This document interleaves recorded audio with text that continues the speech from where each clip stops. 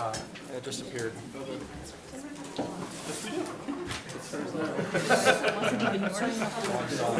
It's unusual.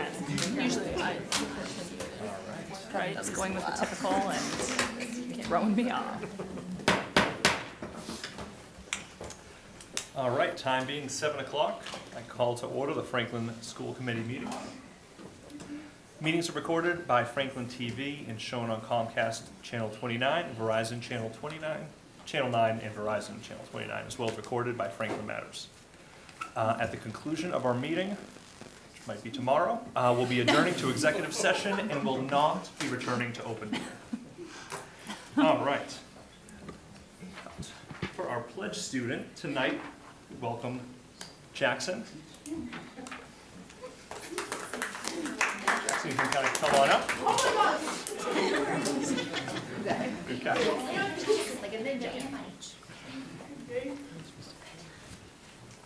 All right, so tonight we welcome Jackson Bastinati, a fourth grader from Jefferson Elementary School, to lead us in saying the Pledge of Allegiance. Jackson was nominated by his teachers, Ms. Trapani and Mrs. Santucci. They describe Jackson as a leader in class. He's eager to learn and loves coming to school each day. Jackson lives with his family, including his dog Missy and his younger brother Jimmy, who goes to Keller. At school, Jackson enjoys being with his friends, especially at lunchtime. His favorite subject is social studies, and he's especially interested in history. Recently, Jackson made a brochure about the Washington Monument and decided to create a second brochure about the Eiffel Tower so he could teach his classmates about it. When he's older, Jackson wants to work at an airport. He's interested in being an air traffic controller, ground crew member, flight attendant, or pilot. Outside of school, Jackson enjoys playing football and video games like Roblox. Jefferson is proud to have Jackson represent the Jefferson Elementary School tonight. Jackson, all right. We're gonna do it now? Yeah, take it away.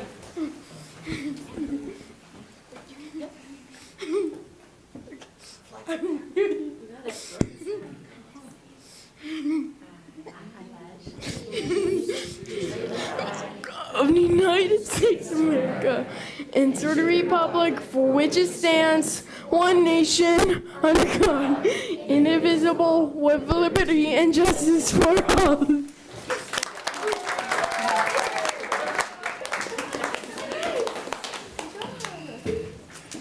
Jackson, thank you very much.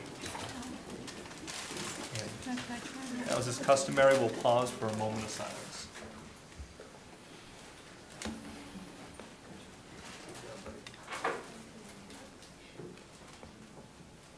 Thank you. And if you guys want, more than welcome to hang around. You can also go home. Jackson, thank you very much.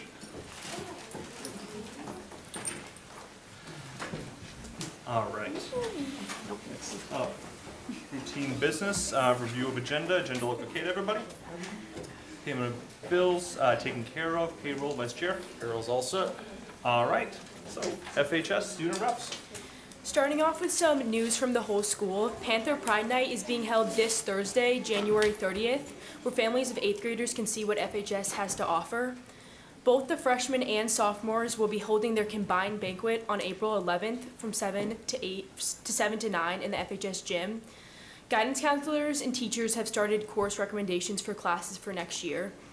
The Girl Up Club is now taking prom dress, accessory, and footwear donations. Stop by Project Room 218 on February 7th to look at some of the items. The sophomore class is holding a March calendar fundraiser. The portal to pay opens on February 1st, and more information is also available on the newsletter. A World of Difference is currently accepting applications to new members. Applications are due January 31st, and more information for that is also on the newsletter. Connect for Cancer is running a bake sale to raise money for LLS this Friday. There will be an FHS jazz concert in the FHS auditorium tomorrow night.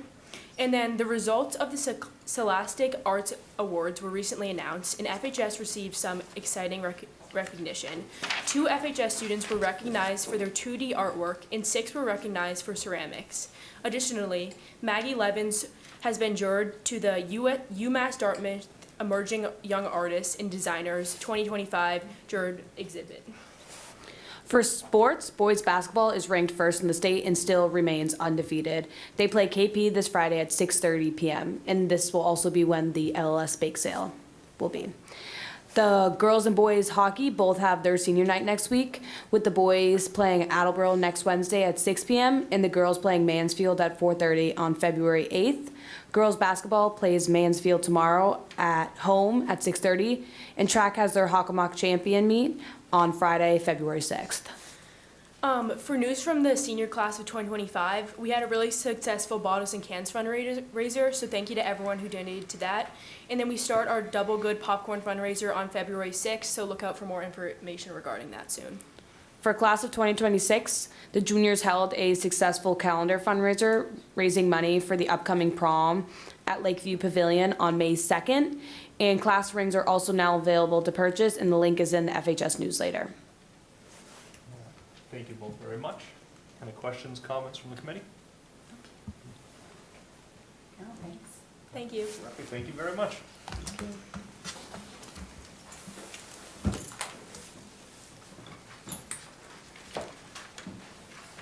All right, and superintendent's report. Okay. I have a short report this evening as we'll move into the content of the meeting. We know it will be pretty long with multiple presentations, including a budget presentation as well. The biggest news we have is, as a district, we did our first phase of notifications for staff placement, which included Unit A members from kindergarten through 8th grade. Those notifications went out today to staff. On February 10th is a half-day professional development day that will be dedicated to follow-up regarding reorg for all of our staff members at that time. As we stated, we'll continue to phase in notifications of non-Unit A member staffs by groups once those decisions are made by an entirety of a group. We appreciate the patience and flexibility of the staff to get to this point. It was thoughtfully done to try to put together the best scenario we could to place staff in what we know is a very large district reorganization. A quick stat that we received today from our Director of Operations, Colin Boisvert, 90% of the elementary staff received their first and second placement. 4% received one of their preferences, and 6% did not get a preference. But when I think about the scope of work, and when you think about the volume of schools that we have, and thinking about 5 elementaries to 4 and 3 middle schools to 1, to move that. The stats on middle school are a little bit harder to tally because of just the nature of the schedule and how it works, but ultimately wanted to share a little bit of insight. We'll continue to provide updates. Just so you know, we're preparing a few updates. One will be on transportation, which is coming up in March after February is kind of the budget meetings. And then you can expect a facilities update regarding not only facilities moves and staff moves, but also facilities preparations in order to be up to speed with the first day of school. So we'll talk through, those are 2 things that you can expect to see in the forefront. And at that same time, we're still working behind the scenes to place staff so that folks know. This is early when I think about the work that was required to get, I'll talk a little bit about this during the presentation, to provide a budget. Usually, I think last year I did this on March 13th. To provide it now in a year when we had so much change has certainly been an undertaking, but ultimately led to the first phase of the notifications so that we can continue to move through our process. And that's the major report I have for you tonight. I'm happy to take any questions. Okay. Thank you very much. Start down. No, I don't have any questions right now. Thank you. No questions. Thank you for the update. Questions? Sorry, I just wanted to clarify, so the transportation update's in March, but there's gonna be discussions ahead of time, that's gonna be more of a summary, where you guys are hearing Yes. back. End of this month, you'll be discussing with the town, so it's gonna be basically a meatier discussion at that point, instead of just a Yes. brief update now. Correct. Perfect. So you can expect more into the logistics of transportation, sign up, the plan for routes. We're gonna provide data related to transportation and how the new reorganization impacts transportation. Those are all parts of the discussion. Excellent, thank you. No questions. Thanks. Okay. All right. So, guest presentations. Okay. So we have 2 presentations tonight. The first is a middle school math update. We talked about this last meeting and having it prepared for today. I'd like to invite up Dr. Rogers and Mr. Stark to talk through the math update, the process that took place, and the rationale for this work and some of the outcomes. So I'll kick it over to you, Dr. Rogers. While this comes up, I just want to start by thanking you for having us here. I want to thank Mr. Stark for his hard work and dedication to the process and engaging not only teachers in this process, but students, administrators, and families, and we'll hear a little bit more about that detail. I also need to just kind of mark a moment and acknowledge the immense change that is we are embarking on in Franklin Public Schools. And this is one layer, we understand, to that change. And we know with change comes a lot of questions, comes wonderings, comes uncertainty. And so we just need to say that we understand that and acknowledge that we've appreciated the conversations, the emails, the individual phone conversations, the emails that Mr. Stark has worked tirelessly to respond to in a way to give folks thoughtful responses, Google Forms, and we look forward to continuing to do that. And I think the other just kind of parental hat I want to put on for a minute is when I come to, my school and talk to about my children's experience, I certainly come through a lens of a parent. And so I think that those perspectives are valued, and I will tell you have informed much of the implementation and decision you will see, the implementation of the decision that you will see here tonight. I also, now taking the parent hat off for my 3 kids, wear an assistant superintendent hat in this perspective of really having a wide view of making decisions that support the best of all students.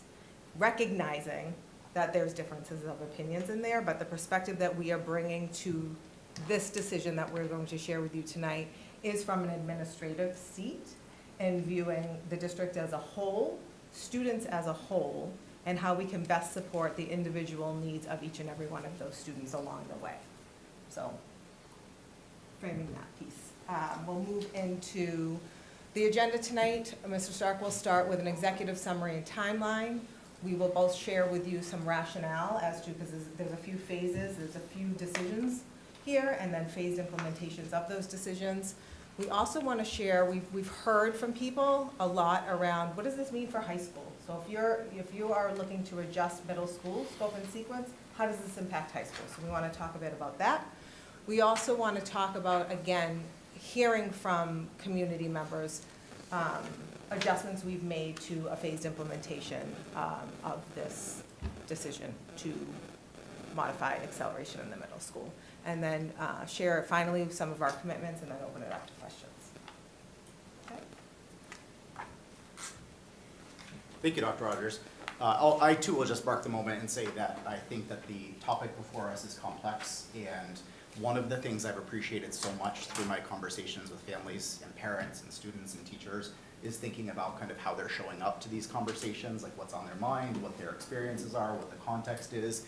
And I just want to continue to express my appreciation for those conversations, because as Dr. Rogers said, it's helped us to think not only kind of surface level some of the decisions, but what impacts and implementation may look like and feel like for students and teachers and families.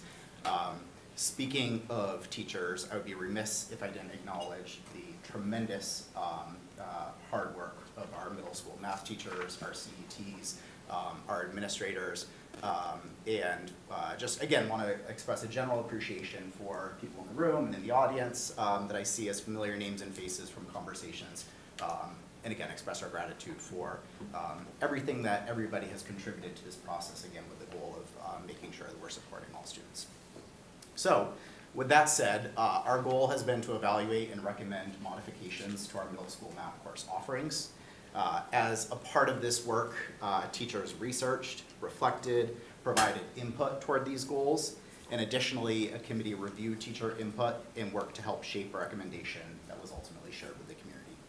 As a part of this process, again, we saw input from teachers, students, parents. There was a tremendous amount of input shared. And again, we just want to express our appreciation for that and let you know that we're leaning into that and thinking about that deeply. people that have sent emails, people that have filled out Google forms, all but 2 people. There are 2 people that I owe responses to from that Google form, but everybody that's completed it has received at least a personal response from me, if not Dr. Rogers, Mr. Jagir, et cetera. So we'll talk a little bit later in the presentation about ways to keep that engagement going. With that said, our process has resulted in the following decisions. Decisions to modify the level of acceleration offered in middle school, increase the focus on grade level standards, further develop and increase the rigor in accelerated classes, and discontinue double acceleration in phases.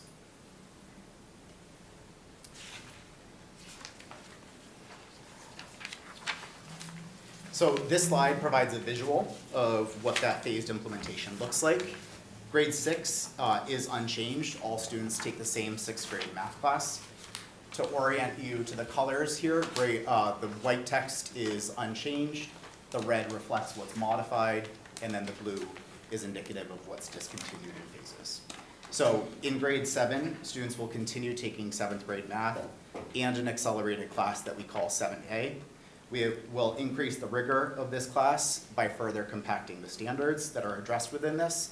And what that means is that in this 7A class, students are largely in a compacted way being exposed to and learning in a deep way all of the grade 7 and all of the grade math standards. And then, as noted here in the blue, the discontinuation of our 8A class in the 25-26 school year. In grade 8, students will continue to take 8th grade math as it's been offered. They will also have access to what we formerly called 8A, which is our Algebra 1 class. And again, as a part of this work, we're increasing the rigor of this accelerated class by further aligning it with the Algebra 1 class that students at FHS take. And then the last line here just indicates that discontinuation of geometry during the 2026-2027 school year. So a summary of the work, the decisions, and then what this looks like in implementation. The next section is a timeline, and so I want to just take a moment to walk us through some pretty significant events as it relates to this work. So if we think back to approximately 1998, to the best of our ability, think of 1998, double acceleration begins in Franklin. And through our conversations with the teachers that were working here at that time, through families who had students through this time, we got kind of a window into what the intent behind this was and what the purpose was and kind of what this looked like. Think about fast forwarding almost 20 years. The Massachusetts develops and shares the mathematics curriculum framework as a significant moment in time. And this is significant because it provides guidance on students taking Algebra 1 in middle school as an accelerated option. Then next, in 2018, the National Council of Teachers of Mathematics, which is the world's largest mathematics education organization, initiated conversations on practices that impact early elementary age students, elementary, middle, high school students around kind of that 2018 moment in time. We recognize that some of this momentum and some of these conversations were stalled as a result of the pandemic. But if you fast forward to that 2024 moment in time and mark the start of this school year, those local conversations that had been had between district leaders, building administrators, curriculum leaders to an extent, really continued. And I'll share a little bit about what that work looked like. But before I move on from this slide, I just want to acknowledge the commitment in 2024 to capital investments for middle school curriculum resources, and acknowledge that this work is going to go beyond 2025 as it relates to unification and ongoing work. It really will be a multi-year period of time. So as we think about that 2024-2025 timeline, this is just a list of opportunities for engagement. So in September, our middle school math teachers, our CETs, our administrators launched this work as shared in the executive summary. What this looked like was sharing research, sharing information about neighboring districts the state of Massachusetts, sharing some pieces related to the curriculum frameworks, more research, and giving staff the chance really in October to think about that process, read, reflect, and provide input.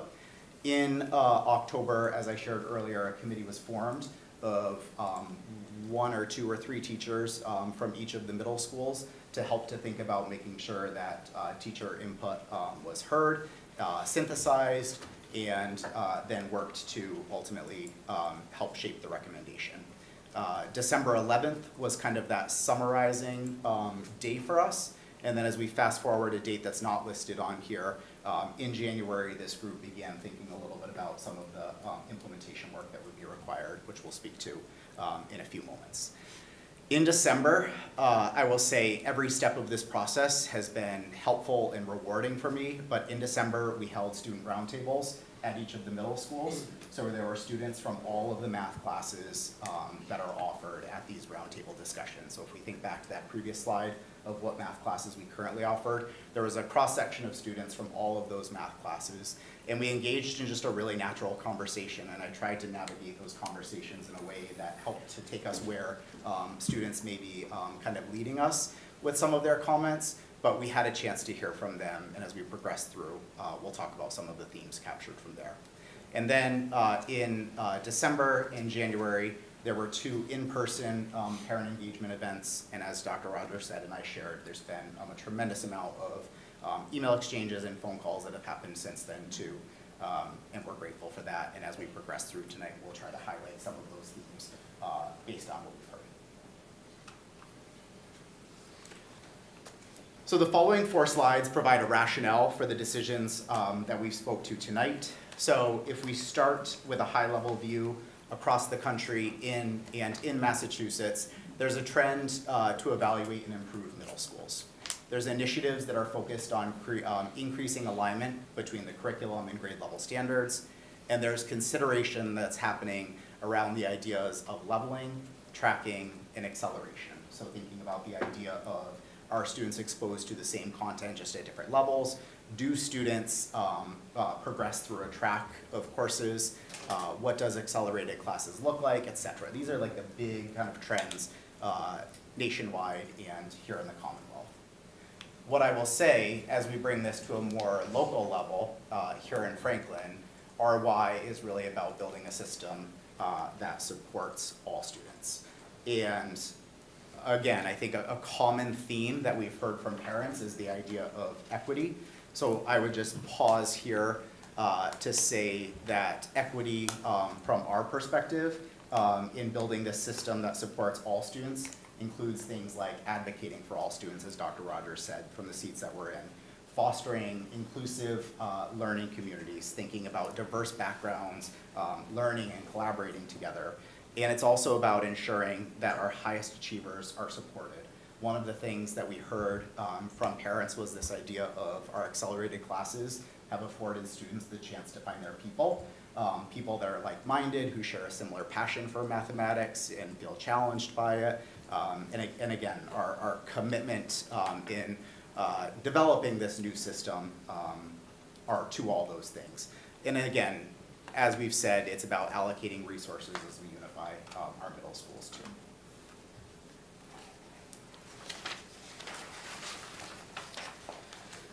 So in evaluating our program and acceleration holistically, we uncovered the need to increase our focus on grade level standards. And there's 3 data points here that highlight the significance of this issue from a broad but local perspective. The first one is that 60 to 90% of the comparable districts, we talked about this in November during our assessment presentation, are outperforming Franklin's 6th, 7th, and 8th graders. 43 to 49% of our 6th, 7th, and 8th graders partially or did not meet expectations. Again, these are on the spring 2024 MCAS that assesses grade level standards.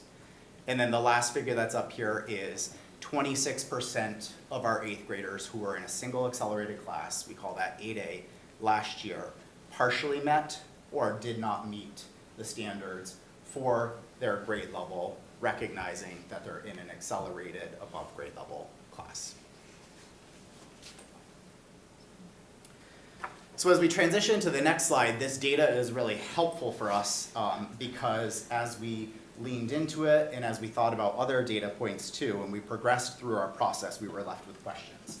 We were thinking about the courses that we offer, the depth of understanding that students may have based on the scope and sequence, thinking about the standards that are covered and uncovered. And again, it led us to this place in which we're thinking about creating stronger mathematics foundations for all students.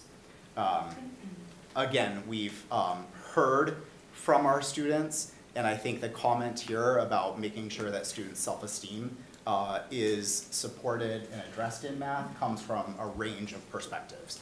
We had students sitting in those forums that said things, or those roundtables that said things like, math is my passion, math is where I find joy, it's where I feel motivated, it's where I feel challenged, I connect with like-minded math people. We want to continue to promote all of those things, but we also had students that really openly and honestly made statements like, it's hard to learn in an environment where I'm categorized as a math learner, and in some cases feel like I'm in the lowest math class, when in reality they're in a grade level math class. So I just want to comment here that we're thinking about supporting a range of students' self-esteem in relation to math. And again, as I've said before, there's a aspect of our work that's rooted in creating alignment in a new school that we're building that's unified, and thinking about aligning investments that we have made and need to continue to make with what we're offering for our courses. So as we move to this next piece, we're going to talk through the rationale specifically around the double accelerated, which would mean the phasing out the geometry course for 8th grade students. Before I talk about this, I will say that at the forefront of the conversation that Mr. Stark led in committees with teachers, there was a few options on the table. One option, which I'm going to talk about the rationale for why this was discontinued, was shared with them at the forefront. There were 3 options that morphed into different options that we are working to implement. But those options ranged from no acceleration in the middle school, which aligns with some of our comparable districts and what they offer, to different variations of acceleration offered at the middle school. Maybe no acceleration in 6th and 7th grade, but acceleration in 8th grade, or variations therein. So the end result that you see here and that Mr. Stark shared in that 3rd slide or so with the white and the red and the blue denoting was where that committee resulted in that decision. As it relates to geometry, to be clear, a decision to discontinue geometry was made for 3 reasons and was presented as that decision that was made to the committee of teachers. So the first reason I will say, can you click to the next one too? So Mr. Stark shared that in 2017, geometry was established in 1998. In 2017, the Massachusetts curriculum frameworks came up. In those Massachusetts curriculum frameworks, they articulated guidelines for an accelerated middle school model, which includes an acceleration pathway guidelines for 8th grade students to take Algebra 1. In those 2017 frameworks, the Massachusetts curriculum framework stated that geometry is a high school course. So we had middle school established as a middle school geometry course. And then in 1998, in 2017, the Massachusetts curriculum framework stated that geometry is a high school course. With that being said, teacher licensure, middle school teachers are licensed to teach middle school. They are not licensed to teach high school. Middle school math teachers are licensed to teach 6th grade standards, 7th grade standards, 8th grade standards, and an accelerated 8th grade course. In addition, because the Massachusetts curriculum frameworks, Common Core, this is a spin-off of Common Core, right? There's some adaptations to our curriculum frameworks. curriculum resources that are available for districts to purchase align with the Massachusetts curriculum frameworks. To my knowledge, to the best of my ability, I do not know of any curriculum resource that we could purchase that would align with a middle school geometry course. In addition, school committee policy that's listed here articulates that we regularly evaluate the educational programs, recommend modifications and changes in curriculum content, as well as addition or deletion of courses to instructional program in accordance with the Massachusetts curriculum frameworks. The Massachusetts curriculum frameworks articulate a scope and sequence of high school courses, which include Algebra 1, Geometry, Algebra 2, Pre-Calc, Calc, and then we have advanced placement courses that we offer at the high school as well. I will say, just once again, the Massachusetts curriculum frameworks offers guidelines for accelerated course offerings in a middle school for algebra. So the decision to discontinue geometry as a middle school course was made in alignment with Massachusetts curriculum frameworks, school committee policy IGA, which articulates that our course offerings must align with Massachusetts curriculum frameworks, curriculum resources that are available for us. As you heard Mr. Stark share, we have capital investments that we receive for this school year with the intention and purpose of investing in middle school math curriculum. And then we also have that idea of that licensure piece and middle school teachers and appropriate licensure. This said, I also don't want to discount the tireless work. We know we have amazing teachers. We know they're doing incredible work. We know, this is not to discount that work and what they have done to support students in these classes, I don't know if we call them courses in middle school, but in these classes from 1998 to present day. But what we're saying, we're here in front of you today, is the decision to discontinue in a phased approach of geometry in middle school were made for these reasons. So that brings me to, well, what does that mean? So if my child, I anticipated them being in a double accelerated. Okay, what does that mean for them as they enter high school? So I'm gonna bring you through a couple of different scenarios of kind of a trajectory of a math sequence for students. So here's a student A and a student B, right? Let's just suppose a student works through middle school, grade 6, grade 7, grade 8, or maybe they do an accelerated model, but the recommendation is, you know what? I think retaking algebra on which happens is best suited for that particular student. So that student, if maybe they find their passion and identity in an area that might not be mathematics, may follow this course trajectory. Algebra A1, geometry, algebra 2, pre-calc. That might be a trajectory. It could be a variation of, these are just examples, right?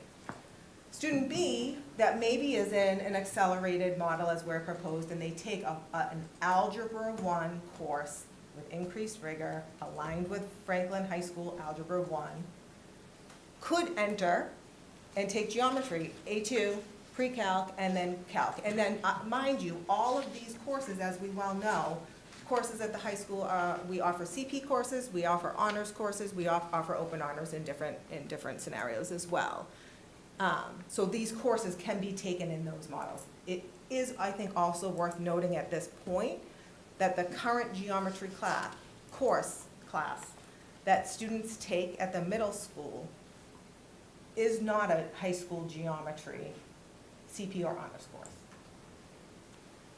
So if they're taking geometry, they are taking 6th grade math, 7th grade math, Algebra 1 geometry, those 5 years of math in 3 years. Our teachers are amazing. Our students are incredible.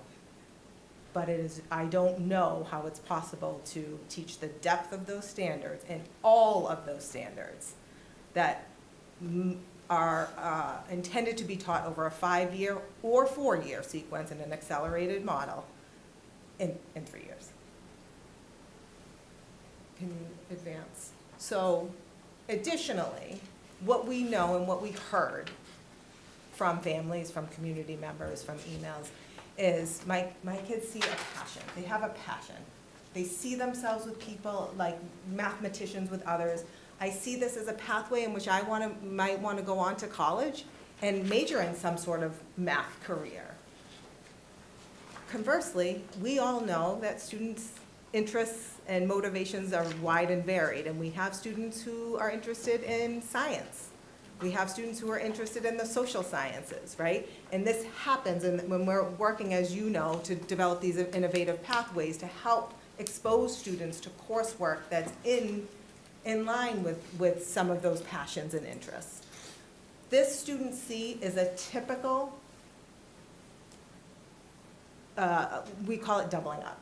Students double up in different content areas when they have a passion for something. So this is one example of a typical or a traditional student who might enter high school in taking geometry, would double up and take geometry and A2 in the same year.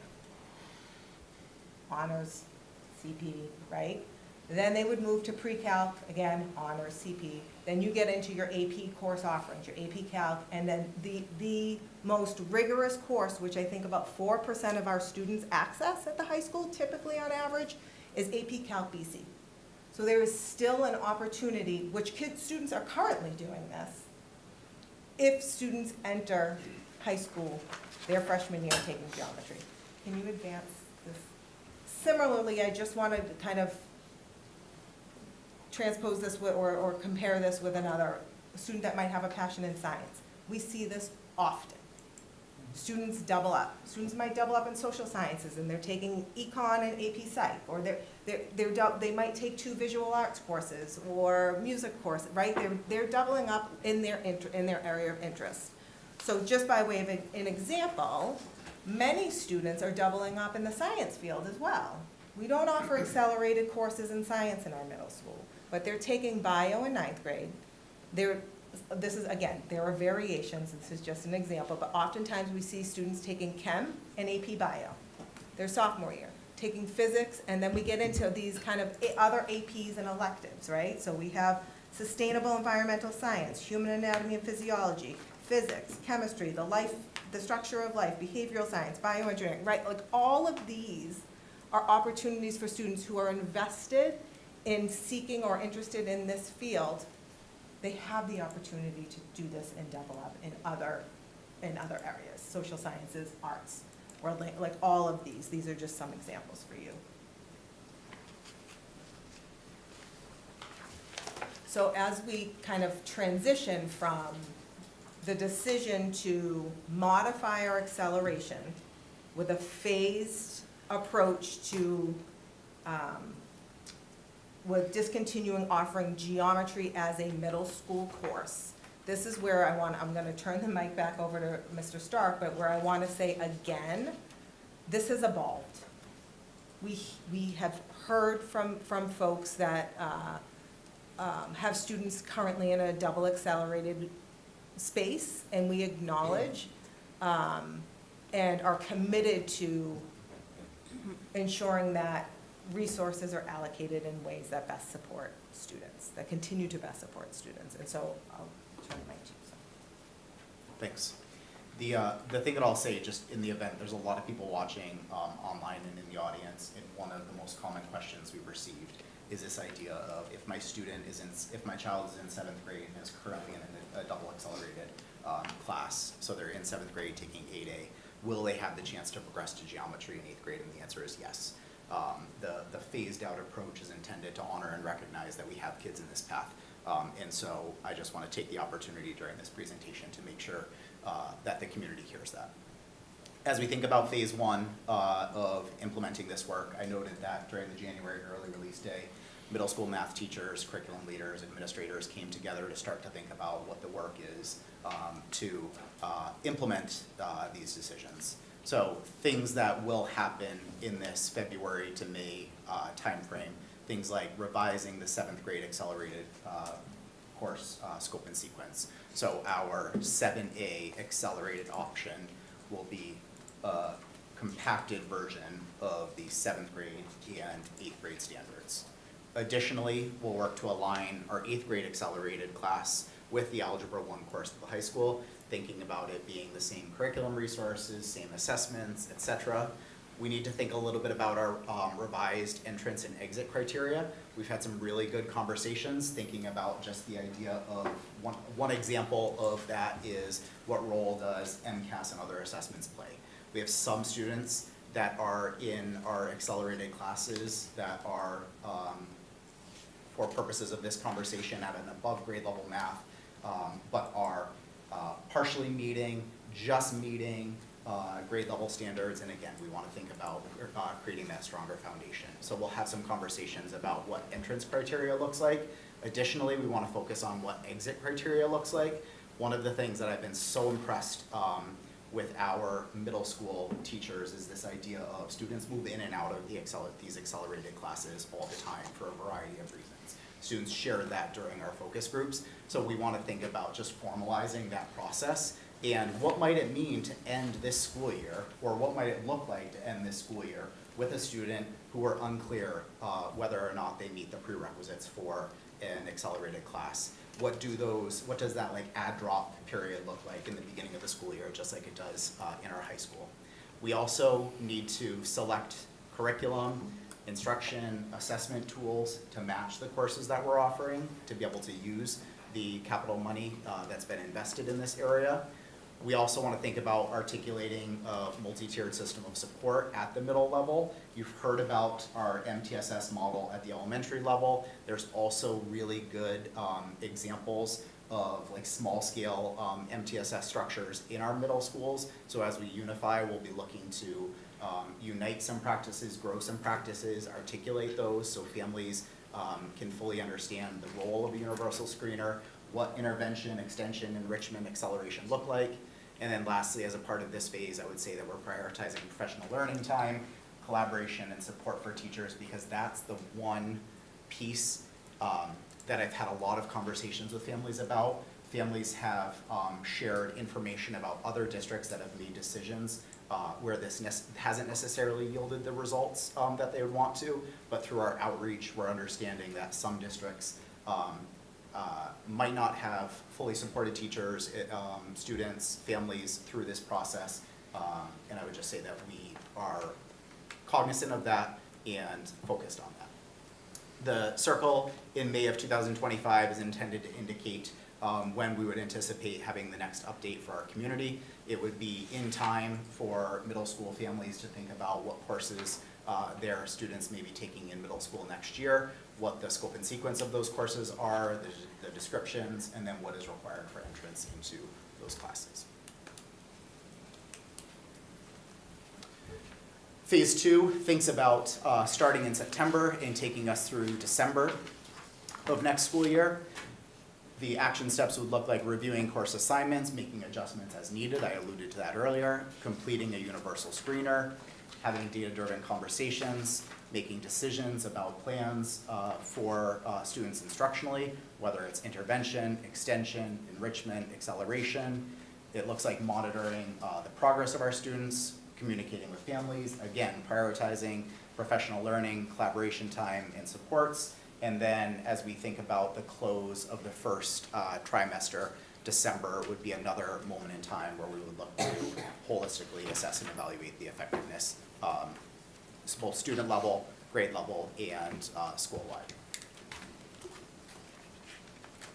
And then finally, I would say that phase 3 of implementation really focuses on the second half of next year. Again, large-scale monitoring the effectiveness of the tiered supports that we're offering, articulating further plans and engaging families in conversations. So thinking about our current 6th graders, we'll progress into courses in 7th grade next year, and then thinking about those students that may be in an accelerated class next year. How does a redefined 8A meet their needs? Where might it fall short? And what plans do we need to make for some students, all students, et cetera? And then again, an ongoing commitment to communicating with stakeholders. Can I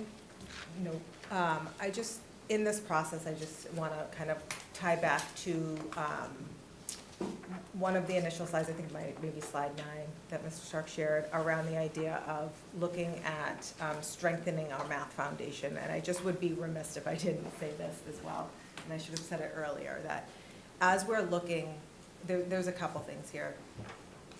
We have presented on tiered supports as he articulated at the elementary level, and are really proud of that support that has happened at the elementary level. We also recognize a want, a need, and a desire, as we heard from families, to also say, my kiddo in elementary class, we want them to be challenged a little bit more. And we are thinking about that as we work to unify and continue to build those tiered structures. But as we specifically think about the middle school, you know, tiered supports are currently happening in the classroom with the gen ed teacher that's there, with any additional supports, with CETs who can support as needed.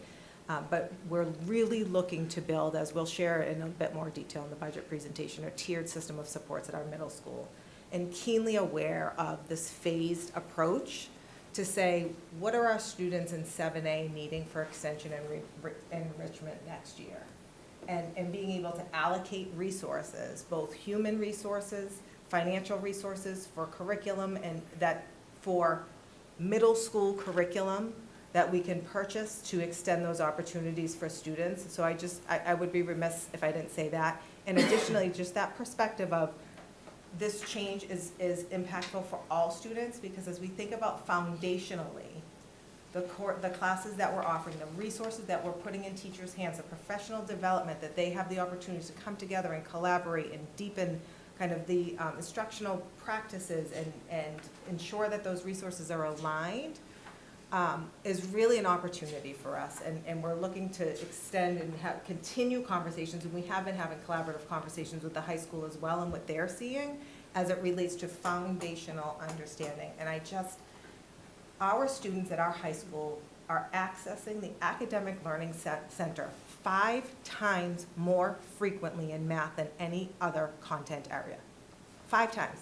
We had to add additional staff. And I understand from a perspective of, but you're saying you're phasing out geometry. Yes, that is true. And we are working to establish a strong, deeper foundation from a tier 1 perspective, the resources that we put in place, from our multi-tiered system of supports, the resources and the people that we put in place to support all students, while also saying, how are we looking to and working to deepen that work in our high school as well, and working to continue those collaborative conversations.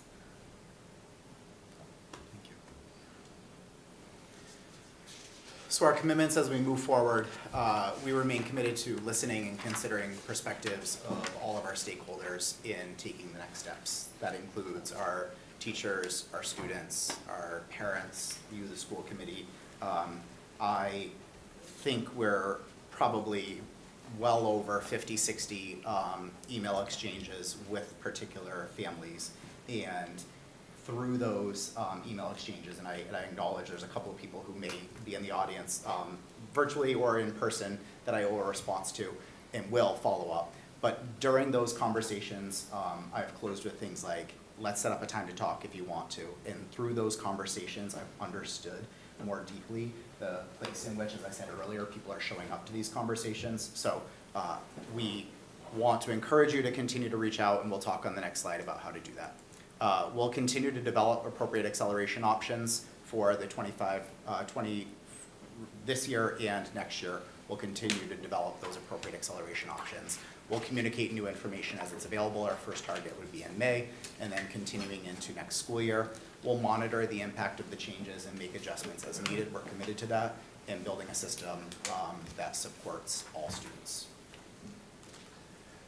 And then finally, as a result, connected to the idea of next steps, there's a QR code that's here on the screen, and it'll be available in the presentation for families to complete a Google form.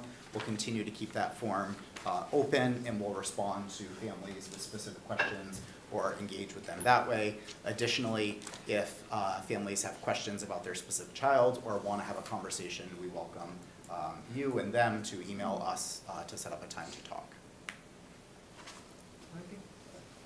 With that, we'll entertain questions. Oh, sure. Thank you very much. And so what we'll do, start down this way, we'll try to do just one question at a time, and then we'll loop back again. All right, Is that yeah, right? I'm not gonna layer on multiple You can because, say that now. no, truly, because honestly, there's been so many emails, so many questions. This presentation is so helpful. Thank you so much for all of the work that's gone into this. Going through the rationale, the various sequence options, moving into high school. I truly, I don't have any questions. I think that this was just such a valuable presentation, and thank you so much for the clarity of communication, the opportunity for people to reach out. Thank you. That's it. Thank you. So you're gonna take our questions? Yeah, you can have it.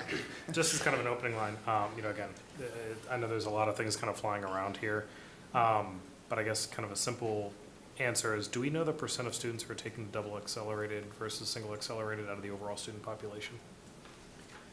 So, there are 44 students that are currently taking geometry, which is just shy of 12% of our 8th grade class. And then we have just under 33% taking our double accelerated option in 7th grade. So about 33% of our 7th grade class is in a double accelerated option and 12% of our 8th grade class. And do those stay consistent, like year to year roughly, so we always see that kind of drop off for the double accelerated in 8th grade? The 12% is largely consistent in the 8th grade double acceleration, and then I think there's variation in terms of the 7th grade years. Okay. There's some years where it's more, it's less. Okay, and then just kind of following up on that, do we have the numbers for 1X as well? Like for just the standard acceleration?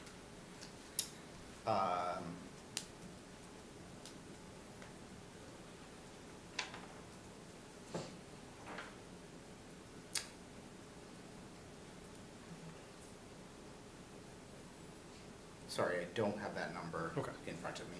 I figured, yeah, you came ready to talk about the double accelerator, I know, but yeah, I just wanted to kind of get a sense of where it all sits, so thanks. Okay, so thank you. I think hindsight suggestion for the future, something big like this, I think had the presentation been here first before the family meetings, I think that might have helped tell the story.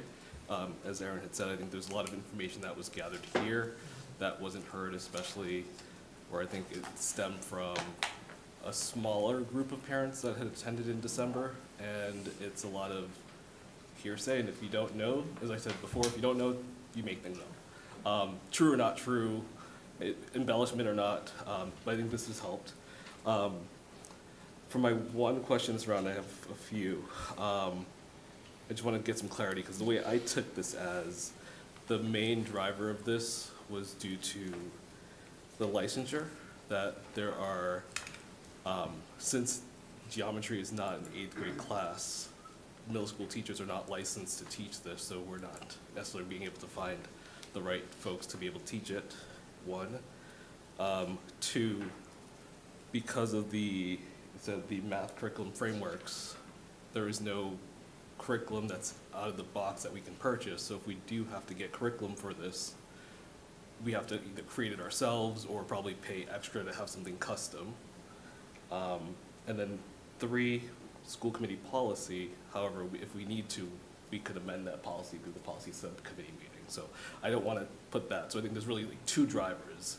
Is that a correct understanding of what was said in terms of why we're doing this? So I'll do my best to answer Okay. three drivers. So primary driver being Massachusetts State Curriculum Frameworks articulates the scope and sequence for coursework K through 12, pre-K through 12.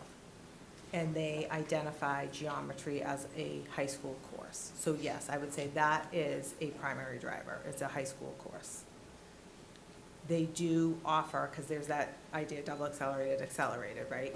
There is an acceleration offered in the Massachusetts curriculum frameworks. So all curriculum we purchase, development that we do, whether we develop in-house kind of custom, adapt curriculum resources we find, is in alignment with Massachusetts State curriculum frameworks.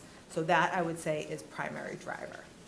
The licensure piece is, teachers need to be licensed to teach the courses they teach. It was one of a factor that was considered, I would say, the primary driver in this is geometry is not articulated as a middle school course. And to our knowledge, in the Commonwealth, we don't know of other middle schools who offer a middle school geometry course. Thank you. Yep. So just as a recommendation, I think if that was how it was framed from the beginning, I think a lot of it would have been like, okay, we're in compliance with what's going on, because I understand, yes, we can go and create custom courses. Sure. However, it's gonna require money, because we have to either create it ourselves or pay something extra custom, because when you ask for anything custom, you're paying a increase in rate. So it comes back to our budget and the failed override and where we're at. So from a fiscal standpoint, it makes perfect sense. And then same thing from a licensure perspective. If a teacher, while it's not required and we ask somebody to do that, then there's probably expectation of a higher salary, which once again comes back to more money. Because why would you come here for, the pay that we're giving them, where if you get this, you go someplace else and get more pay. So I think how it's framed up could have helped with the understanding and like, this is where we're at, and it comes back down to, from my perspective, budgetary shortfalls, and we're not paying enough for our students. I would, I don't know that the fiscal, our recommendation or our decision to phase out geometry as a middle school course would not change based on budget decisions. Okay. Thank you. Dr. Rogers, Mr. Stark, thank you very much for this presentation. Thank you for the information that you presented here. I truly do not know how you could have possibly explained it all more clearly. Thank you. It was just very well articulated, very clear. Thank you. I guess my main question is really just to reiterate what you said and to clarifying. So I loved the slide that you included on the rationale with the percentages of kind of where we're falling short relative to other districts. Yeah, this one right here. So in a sense, what we're offering now in regards to the middle school math is we have a pretty broad range from a low floor to a high ceiling. And in order to, as you say, create a more equitable educational experience, and also because we are literally not in compliance with the courses that we're offering, like with the math standards, we're lowering the ceiling in an attempt to raise the floor. And for the students that wanted a higher ceiling, we have an appropriate avenue for that in high school through the tracks that you demonstrated. Is that a fair way of characterizing it? Can I add? Sure. Just through the chair, I would, the ceiling analogy, I think it's more about the foundation analogy and trying to build stronger math students through 8th grade that enter high school with a strong foundation of skills to enter algebra. We know algebra. The other piece that didn't make the slide deck that I wanted in there, it's not in, is the unwritten equity issue around the level of tutoring that happens outside of our math curriculum for high school kids. I have a junior and a freshman. I'm fortunate to be able to have them supported through outside tutoring. The conversations in my circle of, I don't have a lot of friends, but in my conversations with people has been around over time. It's a bit of rite of passage when you hit high school if you're trying to get into some advanced levels is how do I keep up with the coursework that's expected when I hit freshman year of math and go through. Dr. Rogers and I met with the math department a few years ago about the conversation around just preparedness. So when I think of the ceiling, I think about the foundation that we're trying to set. And this decision, the way I heard this presentation and know it to be is around, we looked at the frameworks, which we always do. And the policy piece, Mr. Charles, is certainly not, I appreciated that you didn't lean into like, this is policy, we have to, or it's budget related and we have to. I think it's more honest to talk about, these are the frameworks. These are some stats on how our students are doing, and we feel as though we could do this better. And then we did not only look internally and be really myopic on Franklin, but when we started to zone out and look at what other districts are doing as well. And I do think the idea of the progression of this and where kind of on the continuum of no leveling to everything stays the same, the idea of trying to land somewhere where we're looking to look at students' individual needs, but focus the acceleration on that foundation in algebra and middle school curriculum was the intention and the spirit of which this came to be, to try to get to that place. And recognizing that, to your point also, when my kids play sports, one still does, it's like I'm watching the field and I'm watching her in goal, and I'm only really focused, but I know that the whole coach has to look at the whole team and see how that's interacting and playing, and that's always sometimes difficult. So I put that out there. You know, my children have been fortunate to have gone through this system and had great teachers. Shout out to Mr. Corey and Mr. Vacher in the back over there.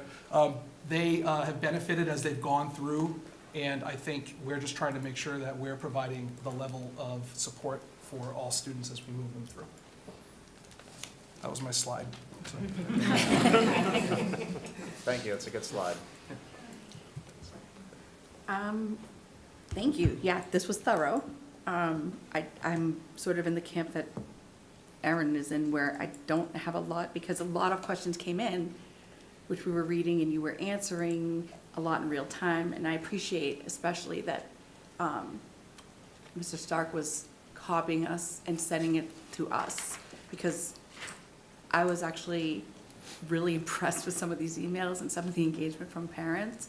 And Tina will tell you, I called Dave when the announcement came out. I said, this better not be budget issues, you know? I called Tina, because I was like, talk me off a cliff right now, and you did. And then, you know, some parents wrote, and I was like, oh, these are valid points, and then talk me off a cliff again. And so, thanks for all the work. I know this has been a lot. And my daughter's in this accelerated geometry class, and I can say that when we were considering putting her in 7th grade, I did hear from parents who were, you know, 5, 6 years ahead of me that said, heads up, the order that the Franklin's doing this, and it can impact your kid, and it can kind of mess with their personal achievement and scores and things. So it was all a little bit, you know, when I was going 5th, 6th grade, I was like, I wasn't there yet with my frame of mind to go into high school, but this is something that I know has been a dialogue in Franklin for a while. I know you don't get away with making decisions like this in Franklin without doing your due diligence, but the one area that I will sort of question is I hear a lot from the Find Your People parents. Because I hear a lot from parents who wish we still did tiering in middle school. And I know that's like a completely different topic, and there's a lot of research into why we're not doing that. And this is like, you know, the 90s, 2000s, like great, you know, history of education. But we're not expecting to have Algebra 1 and Algebra 1 at the same time in 8th grade, but one class may go further. We're just, that's kind of the concern about, like, when you're with your people and you're sort of math brain kids and you start to develop a friendship group. So for what it's worth, I don't know if that's something you're considering. I guess I'm asking, it's going to be the levels that you spoke about, and it's not going to be that off paper one class is going to be more accelerated and go at the pace of the class? Or do you think that, no, because we're trying to be uniform? So as you're asking as related to phasing geometry out and offering Algebra 1 as an 8th grade accelerated? Right, so the accelerated class mean it's still going to move faster. Oh. But another accelerated class next period, if it's the same class, it's still going to be uniform. Sure. So I think we have a commitment to, no matter the course, and I could say this as it relates to high school as well. Yeah. If you're taking AP Bio in one class and AP Bio in another, you should have an equitable experience. Right. Teachers are different, like, there are variations, but the expectations of that course should be and ought to be the same. And yes, and I think that's where, when Mr. Stark spoke about the foundation and really taking a critical eye to those foundational classes, and then building and working in collaboration with the high school to say, we need to increase the rigor of our acceleration class. Like, that is part of the commitment. So yes, though geometry won't be offered, the Algebra 1 course will be an Algebra 1 course. Right now, we are offering geometry, Algebra 1, grade 6, 7, and 8, together in 3 years. Right. They are not getting a high school geometry course. Right, right. So our commitment is students that are in accelerated, that are coming out of middle school, no, not next year, because we're still offering geometry, but the year after, we are committed to saying they have fulfilled the requirement and have achieved mastery of grade 6, grade 7, grade 8, and Algebra 1, to the level to which Algebra 1 is offered at the high school. Right. But So- because there's an acceleration path or guidelines in the Massachusetts curriculum frameworks, we're able to do that Right, right, and get the curriculum resources to support that. right. And I have all the confidence in your ability to make decisions about the best educational outcomes for these kids. So, thank you.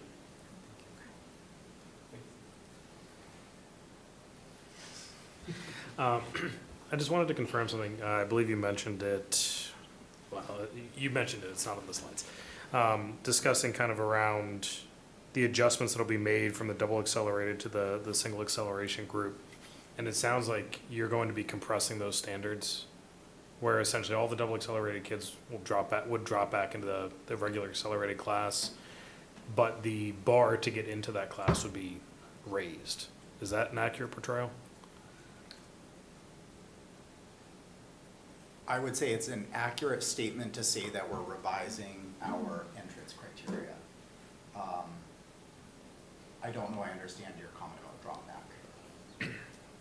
That side doesn't matter as much. I think it is that raising the standard, and I guess that's really focusing on those 26% of the students that still struggle. You know, they're in an advanced class, and yet, even though they may be capable of completing that class, there really is kind of an important desire to provide adequate support, and kind of to Luke's point, the foundation, where they can potentially accelerate at a future date if they have a stronger foundation at this point in time, instead of just saying, great, we're in the next class up, and then struggling, where that might set them back further kind of in the long run.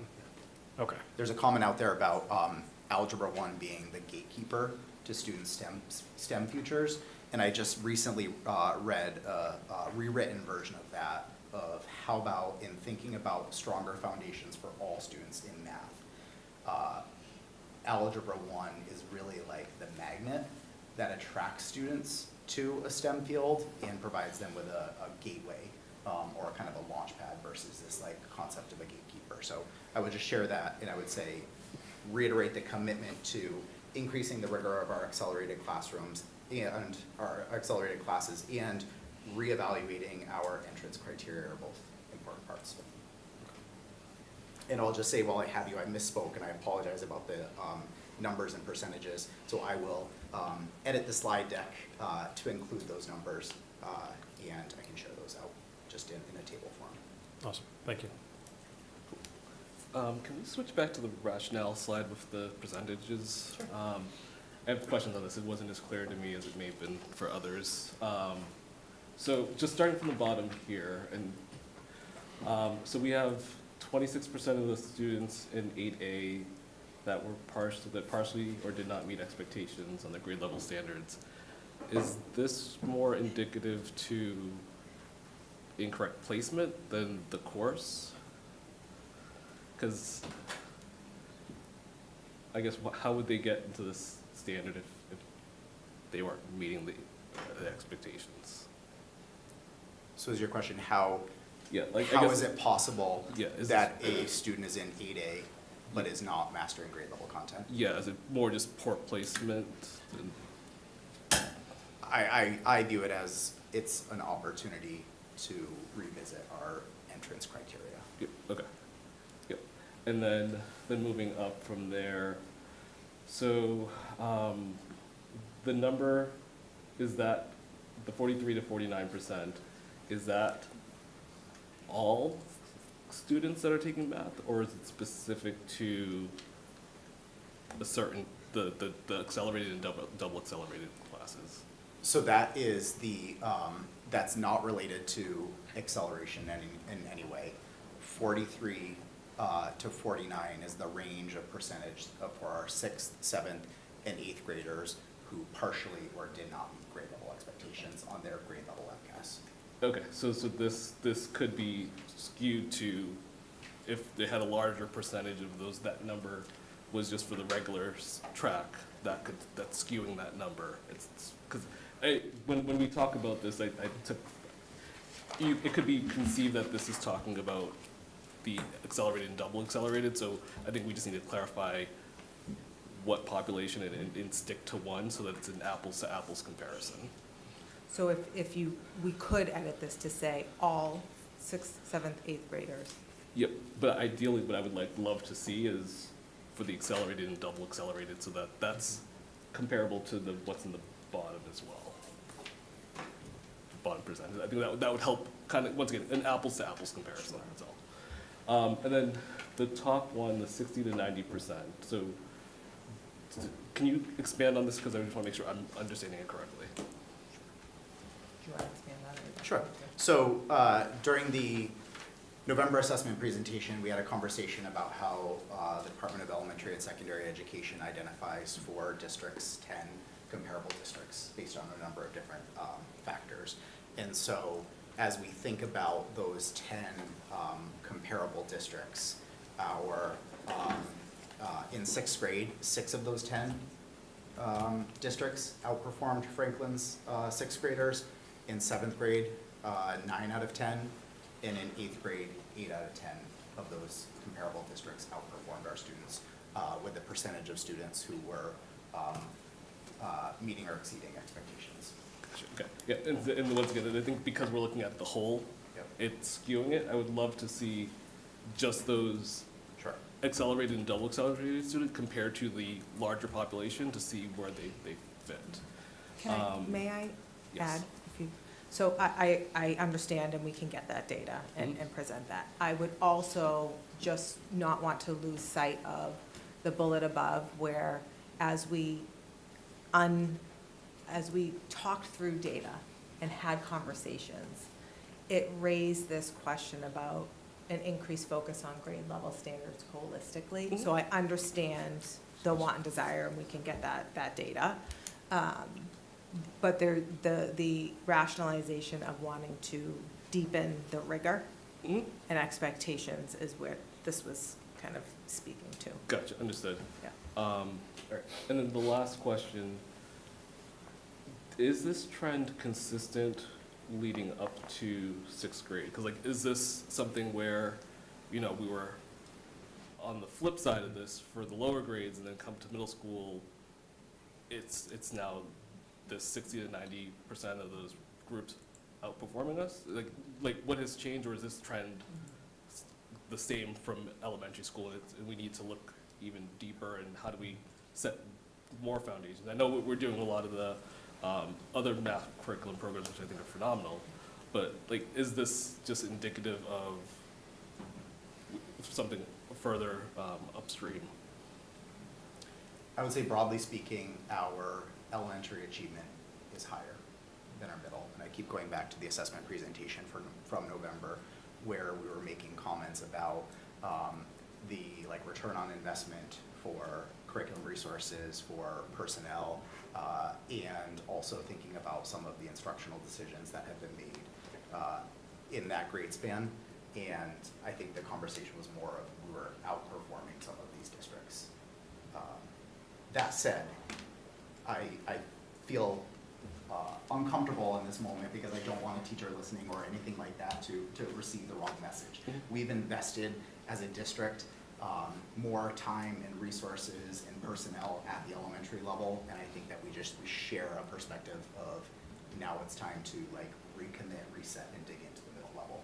So, Yep, understood. And I know we can't compare it apples to apples because there are changes. And I mean, one of the things that's unique about the elementary to middle level that I'm seeing firsthand as a father of 2 middle school students is in middle school, kids now have that option of going to private schools. And I've seen a lot of kids going to private school. So I could see easily somebody that was a higher performing math student that wants more and more focus on that. They could say, hey, let me go to middle school, private middle school, and then those students that you've helped build those foundations lose or are no longer in your population, and then it causes a drop. So it's nothing to the teachers, and it's just based off of people make choice and they go other places. So understood.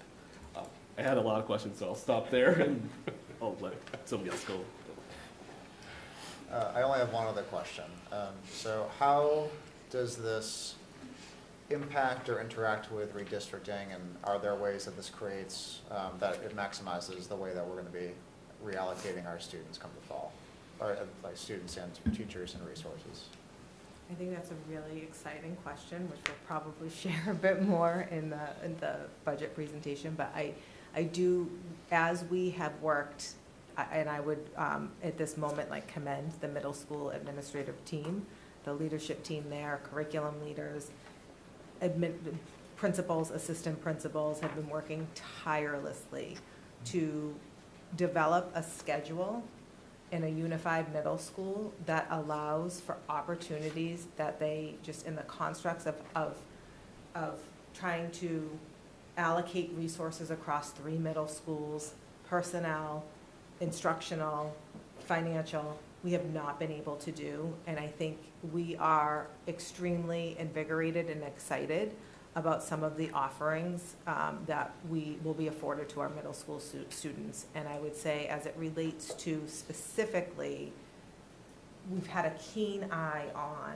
what are the resources and tools that teachers need to meet not only our most accelerated learners, which I know is what we're kind of here talking about, but also to support students that may need extra support. And I think we are trying to have, and this is where I would say, we've so appreciated the conversations we've had, because we've been able to take those perspectives and say, as we build a phased implementation, as we're looking to allocate financial resources, both human and an investment in these resources, how do we ensure that we're meeting the needs of those learners? And we have a real, just the tiered system of supports doesn't exist in our middle schools right now.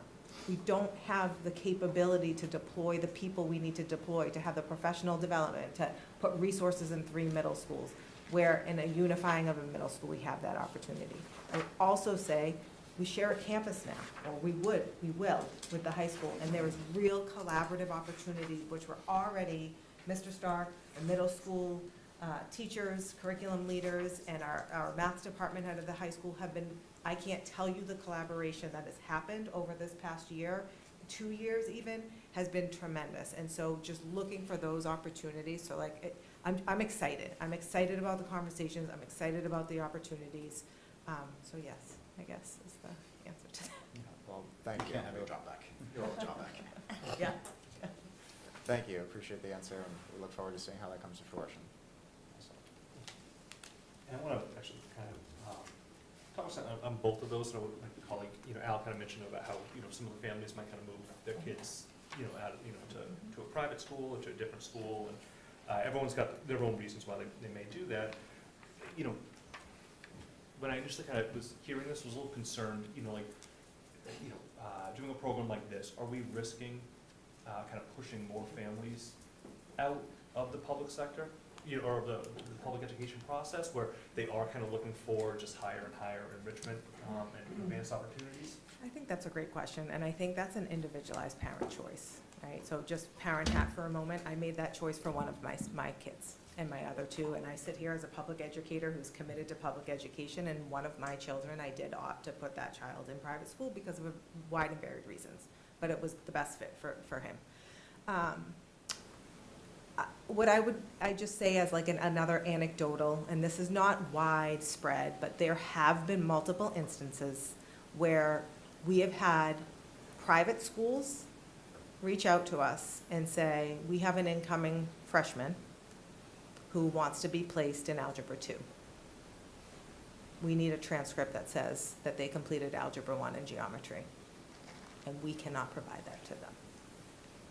So what I would say is, we are working diligently to increase rigor, to align curriculum resources, to put those resources to, I would also say in a middle school, looking to increase collaborative time that teachers have together in this middle school to do that work. And I think that innately in doing that, we are going to increase the opportunities for students, or support, maybe that's the wrong way of phrasing it, support students in their trajectory in mathematics in middle school that best supports them. I appreciate that. The only thing I want to say is now is not the time to pull your kid out and put him in private school. This is like about to be the beginning of like a new era for our schools. I know that's why you're excited. And I commend your staff. So I don't have any more questions. Yeah. I wanted to comment on something, actually, I think Al framed it well, and I wanted to kind of follow up on it. The rationale slide that you have with the percentages. I know there's a big focus on kind of that 26% and how many of the students in these accelerated and double accelerated classes are meeting expectations, but I do want to make sure that people also, recognize how important it is that 43 to 49% are achieving those standards. That is a huge measure of the success of us as a school system. It's not always just about like, great, the kids who are doing well. That's fantastic. I think we do need to challenge them as much as possible. But it's also about making sure that we are able to deploy our all the different assets that we have and the personnel that we have to make sure that that number in the middle goes down and the number on the top row also goes down. Or we're making sure that all of our students have the opportunities to succeed, so that we're able to kind of create a better environment for them as a whole. We're able to create a better environment and a chance for success, both at the middle school level and at the high school level. So I think that's the other kind of way to make sure that we're framing these conversations. I know there's a huge focus on the kids that really excel at math. To your point, it is one of those great avenues into the STEM programs. There are many other avenues into the STEM programs. And I think we need to make sure that we are also remembering that the students that are in that 43 to 49% may also have a desire to go down that same path. And if we don't help them at this stage, it will cripple them in the long run. That is, I think, just as important as we focus on these, is that we're making sure that students are getting the help they need. That we're making sure that everyone is able to get that kind of support. So just as we go through talking about the percentages, I want to make sure we're focusing on all of them, not just the accelerated. Cool.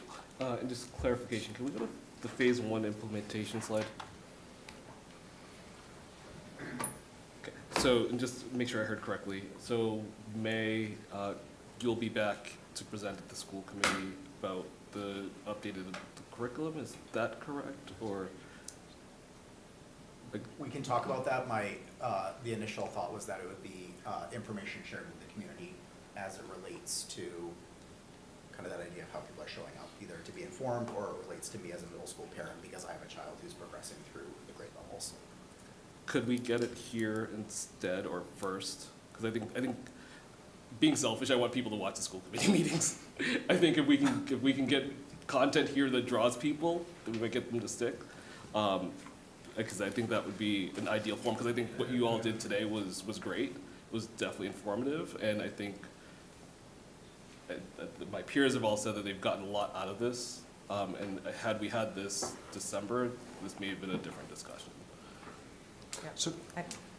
So I would say I appreciate, Mr. Charles, you've made that comment a couple of times, and I would agree with you. And I think if we retrospectively reflect, or maybe that's, I shouldn't say those two words, if we reflect back, I think that we both have had these conversations through time of things that we would do differently, and I would agree. And what I would also note is that the presentation that we may have shared with you in December would not look to this degree that it does today. And again, it is because of the engagement we've had with you all, community, students. like, what we heard from our students, teachers, so Fair enough, fair but, enough. but Yep. yes. And then, Maybe there can be a conversation about how the information is delivered in the springtime, because I do think there's an element of wanting to bring the information to some of the people that are closest to it initially, to vet it and get feedback and kind of go through this process again. So maybe we can just have some conversations about how the information is delivered and okay, shared. fair enough. Then my other alternate ask then is, as the chair of the Communications Relations Committee, if you can just let me know well in advance so that we can get it into the newsletter, get it out in the app, just get folks out there, because from what I heard from December, it wasn't as intended as I think it would have been. I mean, we have, 109 people watching in the Zoom. I know they might be here for the budget, which is a lot more important. But, just, I think the more we can cast a wide net, the better. And then the second thing is part of that content, what I think would be helpful, and especially for me personally, would be when we talk about the rigor of the course, having a side-by-side comparison as to what it looks like before and the expectations of the classes then versus what the new rigor looks like, and so that folks can get a sense, okay, what does rigor really mean, because once again, it's another word that it's subjective, it's subject to interpretation. And then my last question, I promise, actually, no, I don't promise. I know it hasn't been explicitly said, but the decision to remove geometry has been made. However, the tactics are still, all the things to kind of get things solidified is still being worked on. I'm not, so if we go back to slide, on the colored ones.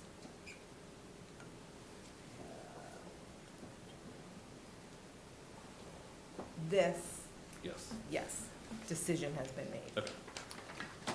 Can I make it's a perfect time. I was thinking about what you said, Mr. Charles, around the messiness of implementation and community input is if this presentation was delivered at first sight early on, I think you'd have a lot of people saying, you've already made a decision all the way through. So the messiness of sharing what you had and how you were exploring this opportunity and engaging, and it was like that continuum of no acceleration options at all to where we are currently. The messiness of that, and I agree, I think there are reflective points that could be, packaged differently or messaged differently. But I think if those community forums didn't happen, and we don't want to put people through stress, but also I think if you arrived with a perfectly wrapped bow of an idea and then engage the community, I think we might have a different concern or perspective in the mix as well. So the idea is, though, hitting out, sharing what was done, allowing times for opportunities for input, the follow-up, and then ultimately landing at here's where we arrived. But I just think some of that is depends on the perspective you have around implementation. Yeah, and the reason why I asked the question is I don't want the families to come in and still send letters and saying, save geometry, because that's not the case. It's gone. It's discontinued. 8A as it was is discontinued, and it will evolve to something else. So I just want to make it clear so people understand that, and we're not seeing emails tomorrow. Right. Because we've done things last year where people interpreted other things and had signs to say, vote this way, and it's like, no, that's not what it's all about. So that's all. So thank you for your time and appreciate this, and thank you for responding to those emails. Thank you for taking those phone calls. In addition to your expected duties, I can't imagine how much extra work that has added to your plate. So thank you. The only thing I'll say, if I may, is that I think to Mr. Griffith and Mr. Charles, your points about the slides, I think we can do some quick and easy edits to make them more reader-friendly and usable before those get published in the morning. So, thank you. Might take the afternoon if you do that. Just don't overcommit. Just tell you'll get an email. I'll work on it while you're talking.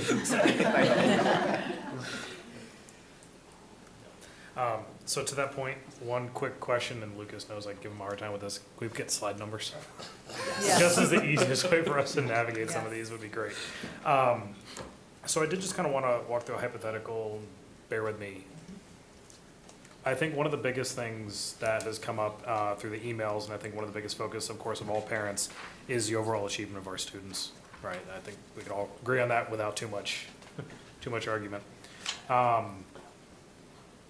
Really what I think, in looking at kind of the patterns and looking at like the high school sequence versus the middle school sequence and how that could work out, is it not reasonable for me to suggest that, so if we go to the student A, B slide, that someone following that student A pathway could not end up like student C on the next slide? Are you able to double up enough times where you could actually end up in a scenario like that? One double up. Technically So doing possible. 2 double ups, you're Yes. saying? Technically possible. Technically possible? It's not necessarily fun, I but don't know that I'd we all want to have take different pre-calc opinions of math in and general, calc the same so year, like, but yeah. fun's kind of interesting. And again, I would just come back to the statistic of roughly Mhm. 4% of our students access AP Calc BC. Okay, but, So- In the current model. but my big point in this is that Yes. regardless, so that end Yeah. percentage, I think that is kind of one thing to look at, and I think a lot of those students, they know going in to, you know, to what has been discussed earlier, you have kind of a confidence going in, this is a pathway that I want to take. But I think the other way to think of it is looking at student A, Yeah. where if they were to take algebra in 9th grade, Sure. that is that moment. We've created a foundation, we created that strong base for them, Mm-hmm. and they get there and they say, you know what, this is really where I want to go. Yeah. They're not stuck. No. They have the ability to advance and get through just as much as anyone else, regardless of their experience in 8th grade. So it would be an aggressive mathematical. It would, high I'm not school saying it's trajectory. easy like that, but Yes. my point is, it's not, But yes. it's not out of the question. And then I guess 2 more kind of short follow-ups. Do we have any instances where we're providing information regarding middle school and college applications? We do not provide, students who are in middle school do not take high school geometry. Okay, so it's not related to a high Therefore, school. it is not, no. Okay. And then pre-calc, so we're assuming this is kind of one of the terminal options, is more than sufficient for pretty much any college application that we have out there. So our high school graduation requirements are, I would say, the standard of college acceptance expectations.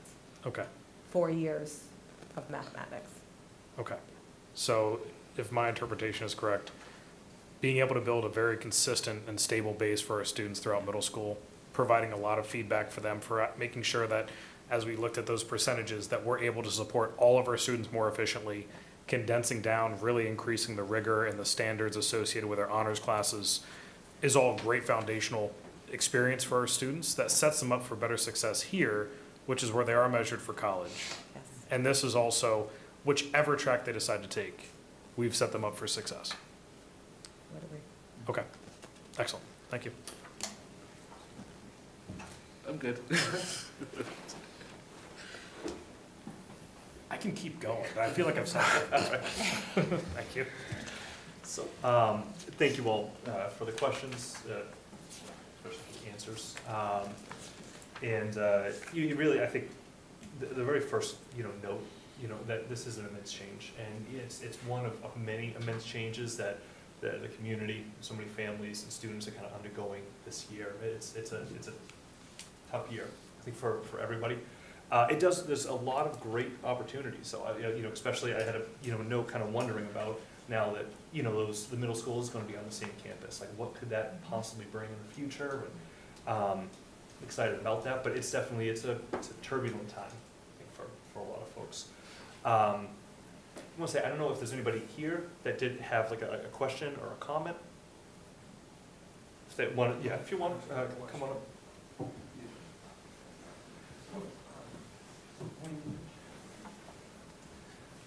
I have a question. I'm Steve Arnold at 520 Maple Street in Franklin, and I got up at the town council in December of last year, and the girl said, I don't know what I'd do if I didn't have a math teacher. And I said, well, the guy on Pine Street said, well, how much would it cost to hire a math teacher? And I went on to say, well, I wouldn't mind paying a few more taxes for a kid to be successful. But when you say middle school's kids' trajectory, it kind of, I don't know if kids in the middle school have a trajectory and as far as a college in the 5th grade. That's kind of I don't know, it doesn't seem right asking about college when you're in the 5th or 4th grade. And, well, math's important, and I took math. In the 5th grade, we had modern math, and we all thought that was something. We were all taking basic math, and then along came modern math. And wow, we're taking modern math now. And I took a lot of math, algebra, calculus, algebra, geometry, analytical geometry, and it helped a lot. And math's important, but for finances and things, and when I talked to them at the senior center, I said, oh, I heard they repealed MCAS, and oh, yeah, they repealed MCAS. And I guess that's a pretty good thing, because the rigid standards, the state has set aside for students to achieve the MCAS tests. They've eliminated the MCAS tests, right? So, if I may, the state of Massachusetts did not eliminate MCAS as an assessment, so MCAS is still required of all students to take. What they did was removed it as, we have high school local graduation requirements, and then something else that's called a competency determination. And so what was repealed was using MCAS as a competency determination for students for MCAS. But they still are required to take MCAS in the state of Massachusetts in grades 3, 4, 5, 6, 7, 8, 9, and 10. Oh, yeah. I took PSATs and SATs, and I didn't get an 800 or anything, about 400, 450. It got me into college. But, and then in college I took calculus, but couldn't do calculus, but took physics, took chemistry, got an A in gym. And gee, I'd vote for having extra math teachers, and I thought it had something to do with the budget, and the budget being passed in January with the town council. And well, I wouldn't mind paying a little more for a kid to have a good math teacher and succeed. Thank you very much, sir.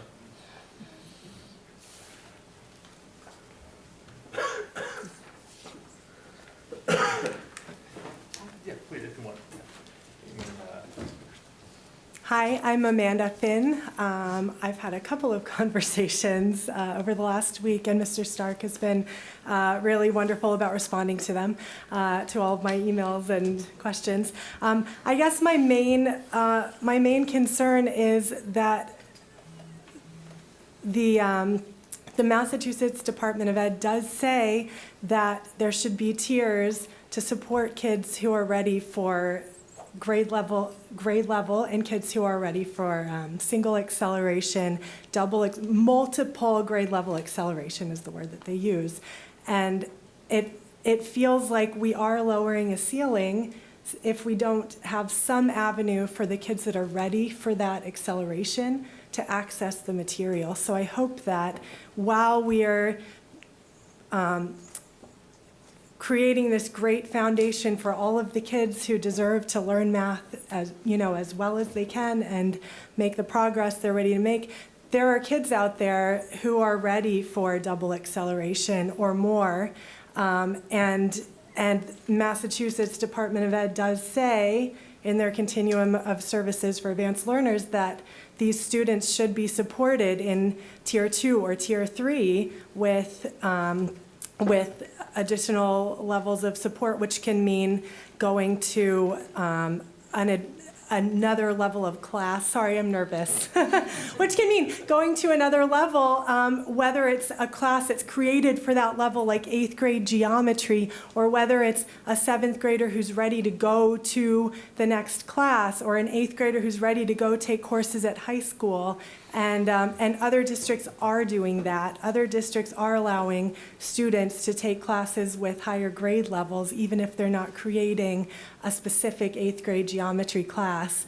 Other school districts are enabling students to finish pre-calculus in 10th grade so that they have the opportunity to take more than one math AP class. They can do AB calculus, BC calculus, statistics. They have these opportunities. So I hope that we're finding ways to meet the needs of the kids that are ready for these advanced courses. And I think the Department of Ed does recommend that these opportunities be provided to them as well. Thank you. Thank you very much. Thank you all, and really, thanks for this presentation as well. As many of my colleagues mentioned, it really did answer a lot of the questions I was kind of coming in with. I'm hopeful that with this reorg, we might be able to see those opportunities being on the same campus of those kiddos that are able to kind of move up or take those higher grade level ones, and what we might be able to offer as we're now really kind of, my colleague mentioned, really kind of coming into a completely transformative period for Franklin Public Schools. So thank you all so much. Really appreciate this.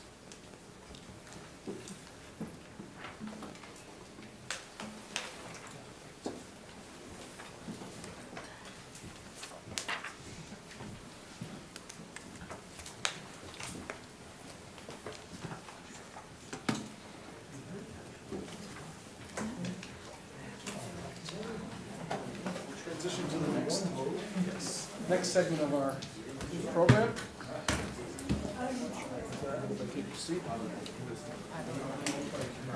This is the one that's controlling the... I think it's at the seat. Okay. That's yours. Yeah, I'm ready. Yep.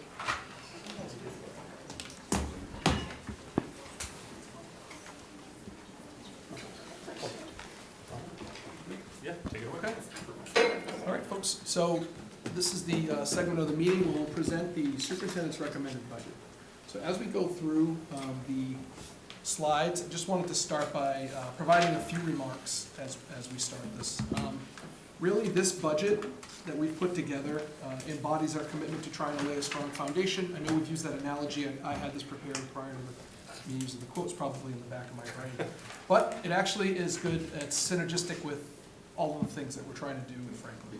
So we're trying to build stronger foundations and address the immediate needs of our kids and look at how can we support the pre-K through 8 organization, invest in resources that we can optimize and allocate to support staff and students, and then really looking at how do we build a model that is sustainable. You heard Dr. Rogers talk about her excitement about some of this. I think we often get bogged down in when change happens. I know it's human nature, we gravitate to the loss of change, but with loss also comes opportunity. And I think that would be something that I would want to just share as part of my perspective. So we prepared, do you also? If you hit the next slide. Yep, I have it. I just wanted to see our agenda. Can you go to the overview slide? It might be the next one, and then we'll come back. There we go. So this is the overview. I won't read these to you, but basically these are the things that we will cover as we go through our presentation to land that. And we'll leave time at the end for questions. You can now move. Thank you. Our portrait of a graduate. It also aligns with our strategic objectives that we have presented to you in the past. With this, for the sake of time, we'll continue to move forward as we show the budget. We talked about laying the foundation. Yes. Here we go. This is the slide, the executive summary right up front. Spoiler alert, the end of the movie. Basically, the total budget requested is $80,395,338. That's a 3.7% increase over FY25. That is total when we add grants and revolving, puts us at 88 million. Did I say thousand? Now, 88,869,181. And ultimately, there's positions that we have reallocated and reclassified that don't increase the FTE in the budget. We will talk about that in more detail later in. The drivers really were around reallocating our staff and our existing staff so that we were able to maintain our class sizes within recommended ranges. We talked about that in the spring, if you remember, during the time of deciding whether to reorganize and whatnot. And really make sure that we have supports in place that help our new school structures. We'll get into the organization. Student supports and really looking at preserving the models that we have in place to help students with behavioral, mental health, and academics. And ultimately, compliance with some of those cost drivers that are out of our control that include transportation, some of the special education, and health insurance. And once again, we've unified the middle schools, restructured our elementaries into 2 K-5 complexes, and then expanded ECDC to meet the needs of the capacity and provide more opportunities to serve more students, and that ultimately could generate revenue as well. The impact on students, we're trying to get back into class sizes, that's an impact on educators as well, and ultimately try to provide the access to our co-curricular plans and some of the essential services that we provide in Franklin. So you can hit the next slide. Yes, so the bottom line is that $2.3 million is the amount of contractual obligations, salary related. Expenses, you're looking at $0.9 million from FY25 to 26, and the total proposed increase is $3.2 million. The total FY26 operating budget, as Mr. Jagier mentioned, it's $80,394,338 based on the town's projected appropriation, which is the 3.78% increase over FY25. And the total budget request with adding grants and revolving comes to $88,869,181. And this is a comparison, this slide is a comparison between the level service with the reorganization and without it. So there you see FY26 at 3.78%, which is the 80.4 million. It was in the town's appropriation from the 5-year forecast presented in the December Joint Budget Subcommittee. In a recent update, I think, that was also put on. Thank you. Yep. And the level service without the reorg, if we hadn't reorged any of the schools, just carry as is, this is how much our request would be around $83.6 million.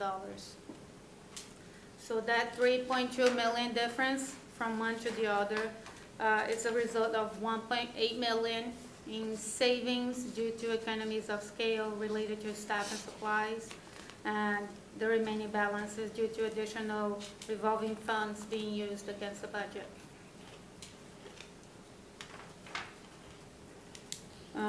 There you see the key budget drivers and obligations. The contractual obligations, increases in salaries and benefits, revenue changes, adjustments in grants and revolving accounts, and operational costs.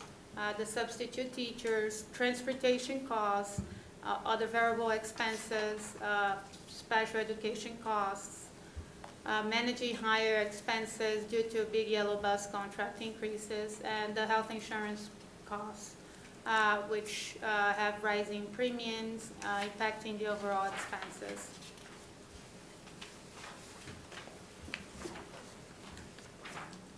And there you see a breakdown of the budget obligations.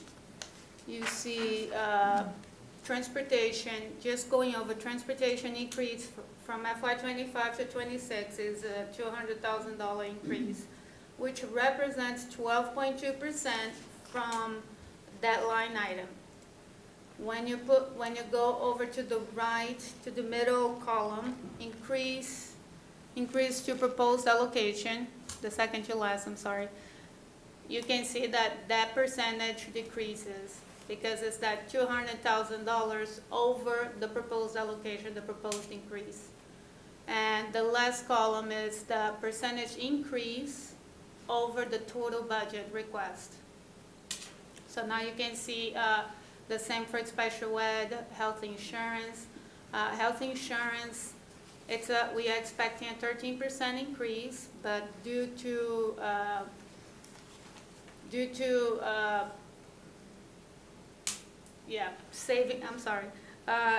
savings from staff reductions and using revolving funds from the lifelong learning department program, this cost came actually down at 8.2% instead of the 13%. And the percentage increase of total budget for the health insurance, it's 0.6%. And salaries, including step increases, you're looking at 2.3 million increase over FY25, which it represents a 3.8 increase from that line item, the salary line item, and almost 72% increase over our proposed allocation, and 2.7% of the total budget. Okay.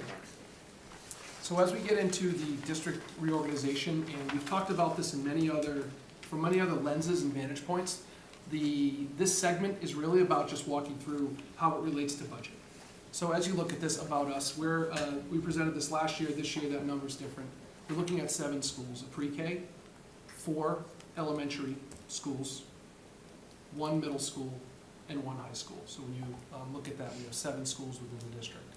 Our teachers, the full-time equivalent, 448.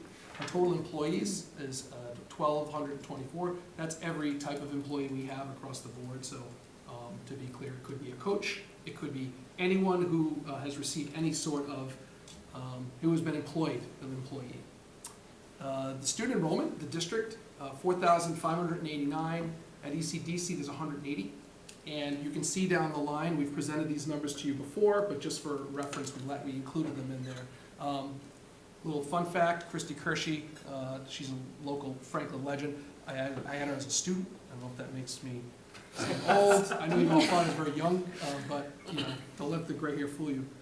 But anyway, and then when we talk about per pupil expenditure, the 19,415, and then with the preliminary, we talked about this during the budget workshop, was the preliminary Chapter 70 state age came in, and that's the number you see there. So just to refresh, when we say reorganization, we thought let's operationally define this so we're all talking about the same thing. And it's dawned on me today from a question I received that not everyone still may not understand that we're unifying 3 schools under one roof in the middle schools, and they'll be located on Oak Street. We're reorganizing 5 elementary schools into 4 schools at 2 complexes at Lincoln and Washington, and the ECDC will expand to Pond Street, and that's the way that we are going to be organized when we talk about this. So I want to lay the foundation, and John and I might tackle some of this together. The behind-the-scenes work, we talked about apples to apples, and I'm going to use apples to oranges at this point. And the reason is because that has been the work in a timeline where we're trying to get this budget done in a way that was thoughtful and really planful around what the needs are of the district. So we have focused, I just wanted to point out to a few areas where, as a district, when you work year to year and you have the same schools, you can take old budget documents and clear them, and then work on where are we at today and make adjustments. And you always want to start with a zero-based budgeting approach, but you have a foundation to work from and a mechanism where you're working. What we've had to do since that decision, the fall, the spring and the summer were dedicated to opening up schools based on everything we had experienced with budget leading into that. The decisions that were made over the summer, it's been a bit of a race to get all the information done in a time frame that allows us to position ourselves the best we can. Converted 8 existing schools' financial data into 5 for the future. So it's not as easy to say copy an elementary and just plop it in. You have to look at what's the breakdown of that elementary. Who makes up the students in that elementary? Who makes up the staff in that elementary? and then ultimately build 6 new budget accounts and workbooks that are basically set for that new, this is all work happening behind the scenes. And then finally, the new chart of accounts. And if you could talk a little bit about that, John, of the work that you did. Yeah, sure.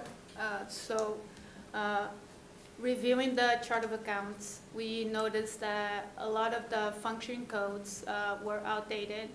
So since we are reorganizing and creating the budget books for the new schools, that would be the best time to create the new chart of accounts, just to make sure that all the expense lines and the salary lines, the function codes are all aligned with DASI, with the latest DASI guidelines. And if you have accounts with schools, you can imagine over time, if you've had a school that exists for 50 years and you have years and years and years, and maybe you add an account because something made sense to come through, and now all of a sudden over a multi-decade period, you start to get schools with different accounts. Yeah. Because you had to over time for whatever reason. It's completely natural and it's completely normal to see in schools that have multiple schools. What we did is we saw this as an opportunity. When we say lay the foundation, it was like, let's just look at all this, put a really close eye, take our time here, and then reset them. So now, when I look at that sheet, I can see the code and I can see the school, I can see the account. They're equal across all the schools. Everything is really aligned in a way that helps us. But that takes a lot of time, and we felt it was worth the effort to get us set up. So just moving forward, some more on the behind the scenes, just operational readiness. We have had to review over 3,000 students, as you know, 500 staff to place. And we started with students and figuring out where they would attend, and you were pivotal in that. And then moving into, now that they're placed, what types of supports do we need to make sure that we have parity across the district with class size, with supports, caseloads, those things. We had to have our principals work very closely with us, and they had steering committees to try to work on what are the components, what are the bones of a master schedule that need to be in the model in order to support the number of students you're going to have under one roof. We have more sections, there's benefits to that. But the flip side is making sure that a plan can run. And when we think about, that's K to 8, when we think pre-K to 8, it's about looking at our facilities and our technology and the work Colin did. Colin physically walked every single school, took notes on every room, has put together, we met with our liaison, Mr. Griffith and Ms. Gallagher, both of our liaisons. Colin has met to provide some more information. Facilities update will come, but wanted to share like a lot of work has gone behind the scenes. And when we think about preparing for next year, we have to also think about the physical move of all of our employees. So these are all things that are happening when we try to build our budget in a year where if everything was normal and being asked to provide it in January, I provided the same presentation on March 13th last year.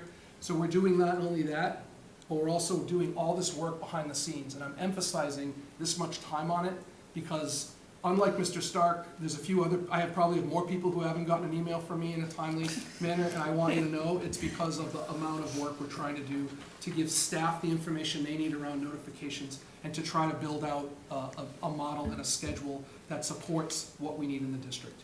Makes you feel better. It doesn't answer my email. Or mine. Bob, you're my only friend, okay? That hurts. Now I really have no friends.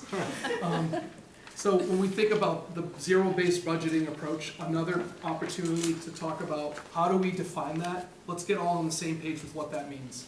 That means we've looked at the number of kids we have in each grade.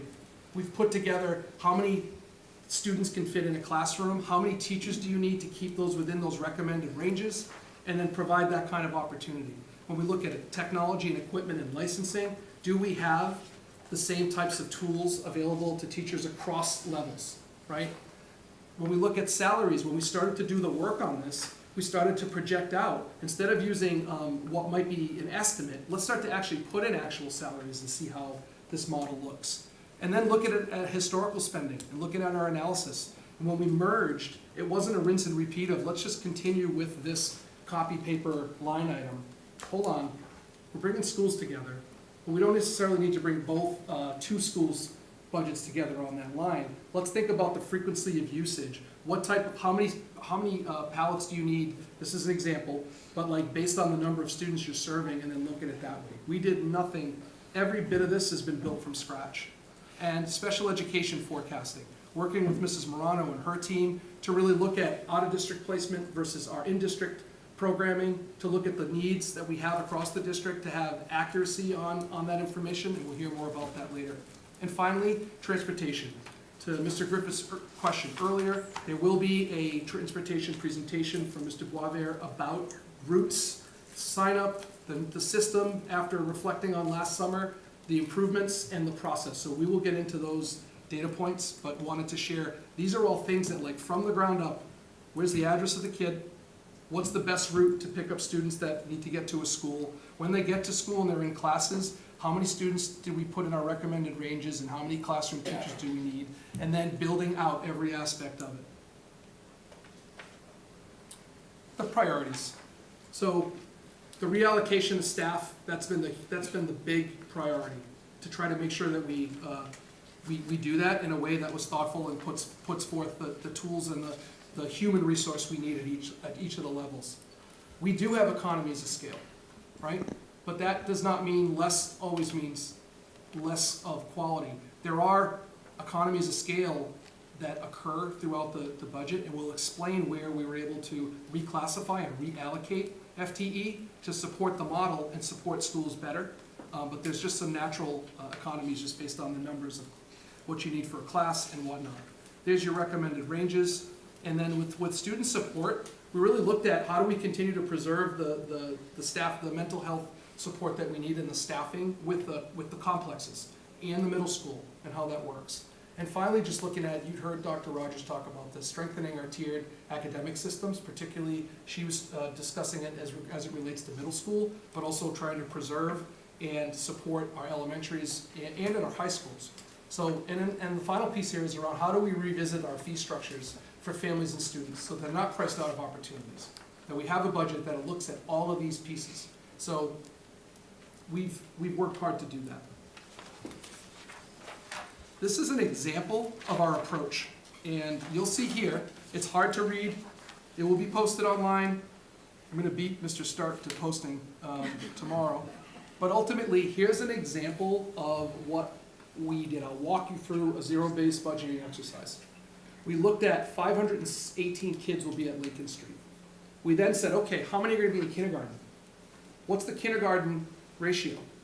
When you divide that recommendation, you land at, yeah, there's 8 sections of teachers. And that's not a shock because we talked about that in the fall.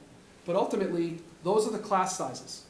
If you had 8 students move into your class at that school tomorrow, the class size would go up to 22 and one would be at 21.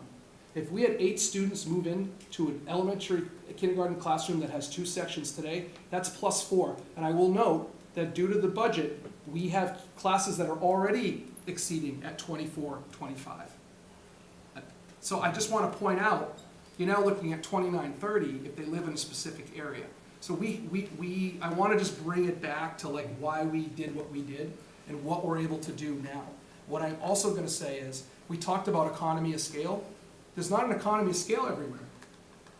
For example, we have 87 sections right now in elementary. Our budget is proposing 90 sections, and this is why. So if I get a question about why we've added 3 elementary teachers, there's your answer. The math is there, that we kept it within class range, because we should be putting our best foot forward and saying, if we want to stay within range, that's where we need to be. The piece I'll talk about with middle school, Mr.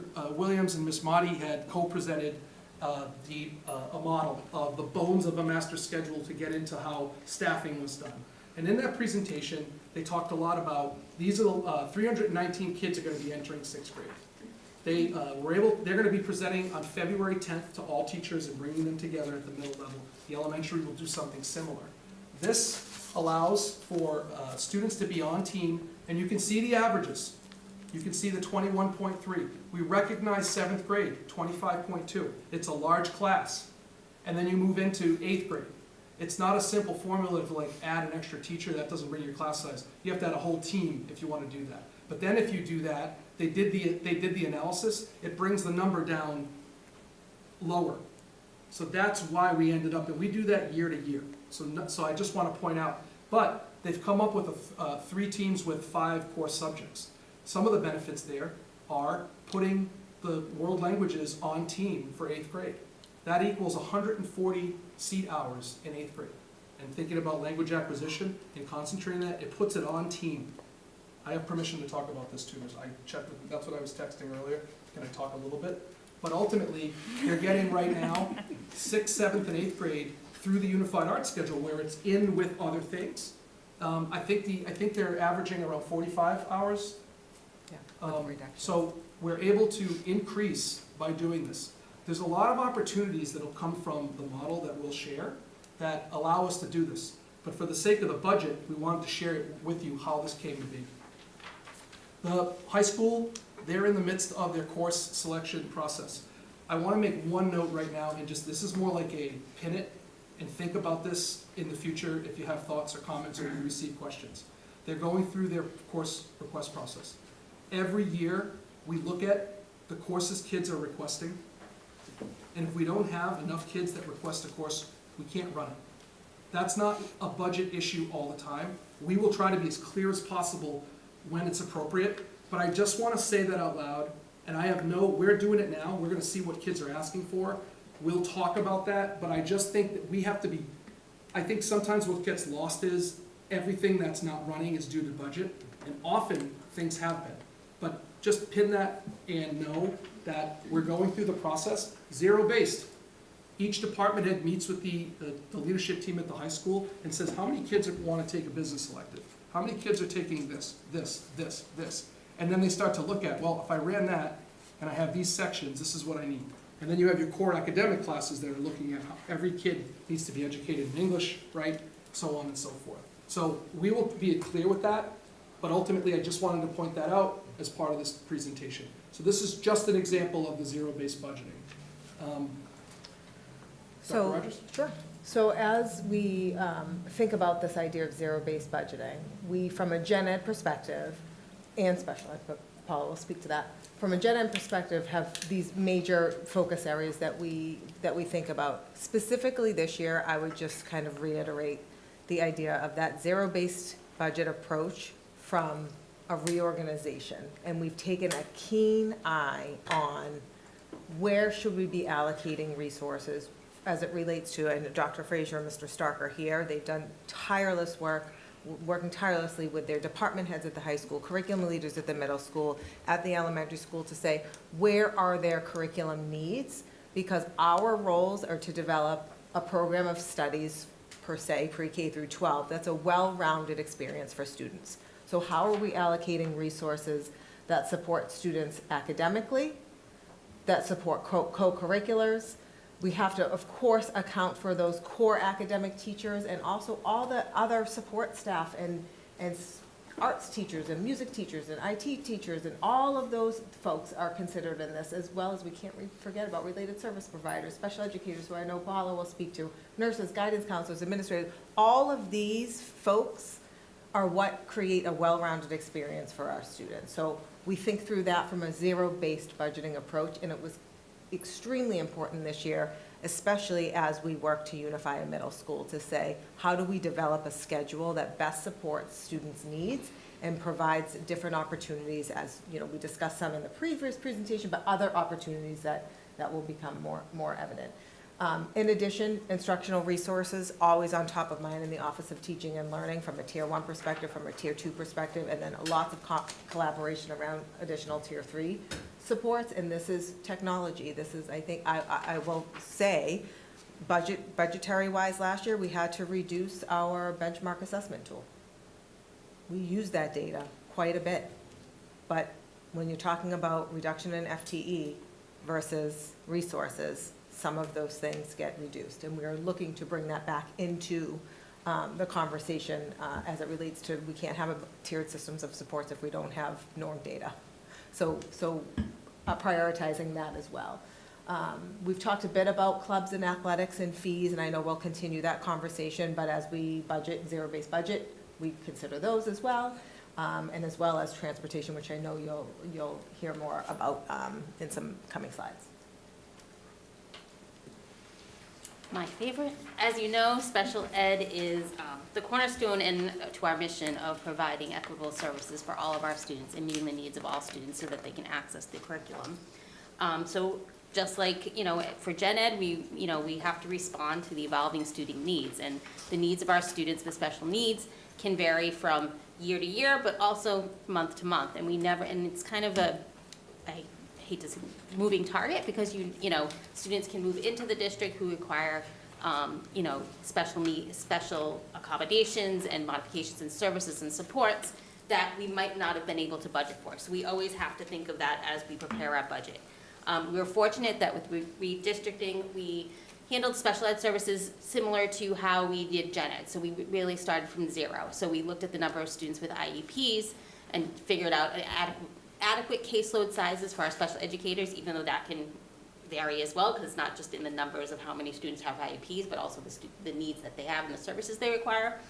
And we looked at that, and that's how we determined special ed liaison staffing, but also realizing and really focusing on that number could change from day to day from now until May or June when we finish the school year, and depending on what happens in the fall. So we are committed to continue that high quality services and supports for our students. What's fortunate, as you've heard from me before, that with the redistricting, we're able to keep our in-district programs at each complex, which is great. So that means that now our students who require that small specialized program can be in their community school with their siblings and with their neighborhood friends, which is going to be fantastic. And we're going to be staffing those programs appropriately. And yeah, we'll go to the next slide. So you all loved this slide last year, so we updated it for this year. So as you see, we have our historical special ed out-of-district costs. So as for those in the community and at home to understand that, obviously our goal is to educate our students with disabilities in the district. However, there comes a time where they need a more restricted, more specialized programming. So therefore, we have to seek out of district. However, if we have a cohort of students that requires similar programming, similar methodologies to meet their needs, their educational needs, we create these in-district programs, which we have a number of here in the district. Not only is it best for students, and what we strive to do is to keep them in district where they are with their neurotypical peers, it is financially responsible as well, because if you see at the bottom chart, I kind of costed out what it costs per pupil to educate our students in our goals program. So for example, our goals program is our program for students with autism. So we have approximately 24 students at the elementary level that are in this program. Costing out, it's about $41,000 per student. If we would send this student out to a similar program out of district, it would approximately be about $81,000. So we have a cost savings of that $967 plus. Our NEC partner program, I'll speak to that because that's probably, if we didn't have this partner program, so what this is a program where we contract with NEC, the New England Center for Children, where they provide consultative services to us with their BCBA. They provide the highly skilled and trained classroom teacher, and we provide the related service provider. We employ the related service providers and the ABA techs, the one-to-one aides. Typically, if we did not have this program in our district, these are students that would go out of district to a similar program such as NEC or Crossroads. So if you look at this, so we have 13 students in the district now who attend our NEC partner program from elementary to middle school at the moment. It costs us around $91,000 to service these students. If we sent them out of district, the cost would be $193,000. That is just the tuition. That is not counting the transportation cost to transport them to NEC or to Crossroads, which Dr. Dutch and Ms. Malati can speak to how expensive that is. We are saving over $1 million by supporting those 13 students here in district. I will tell the story again because I love to tell this story. When we first brought this program to the district, well, now the first student is in middle school. She was entering kindergarten. The mother told me she never thought her daughter would be invited to a birthday party, and she is invited to birthday parties of her neighborhood peers and friends. That is the importance. I know Dr. My gosh, Griffith, you didn't want me to talk about the heartstring stories of my in-district programs, but I'm going to say it anyway because it is my passion.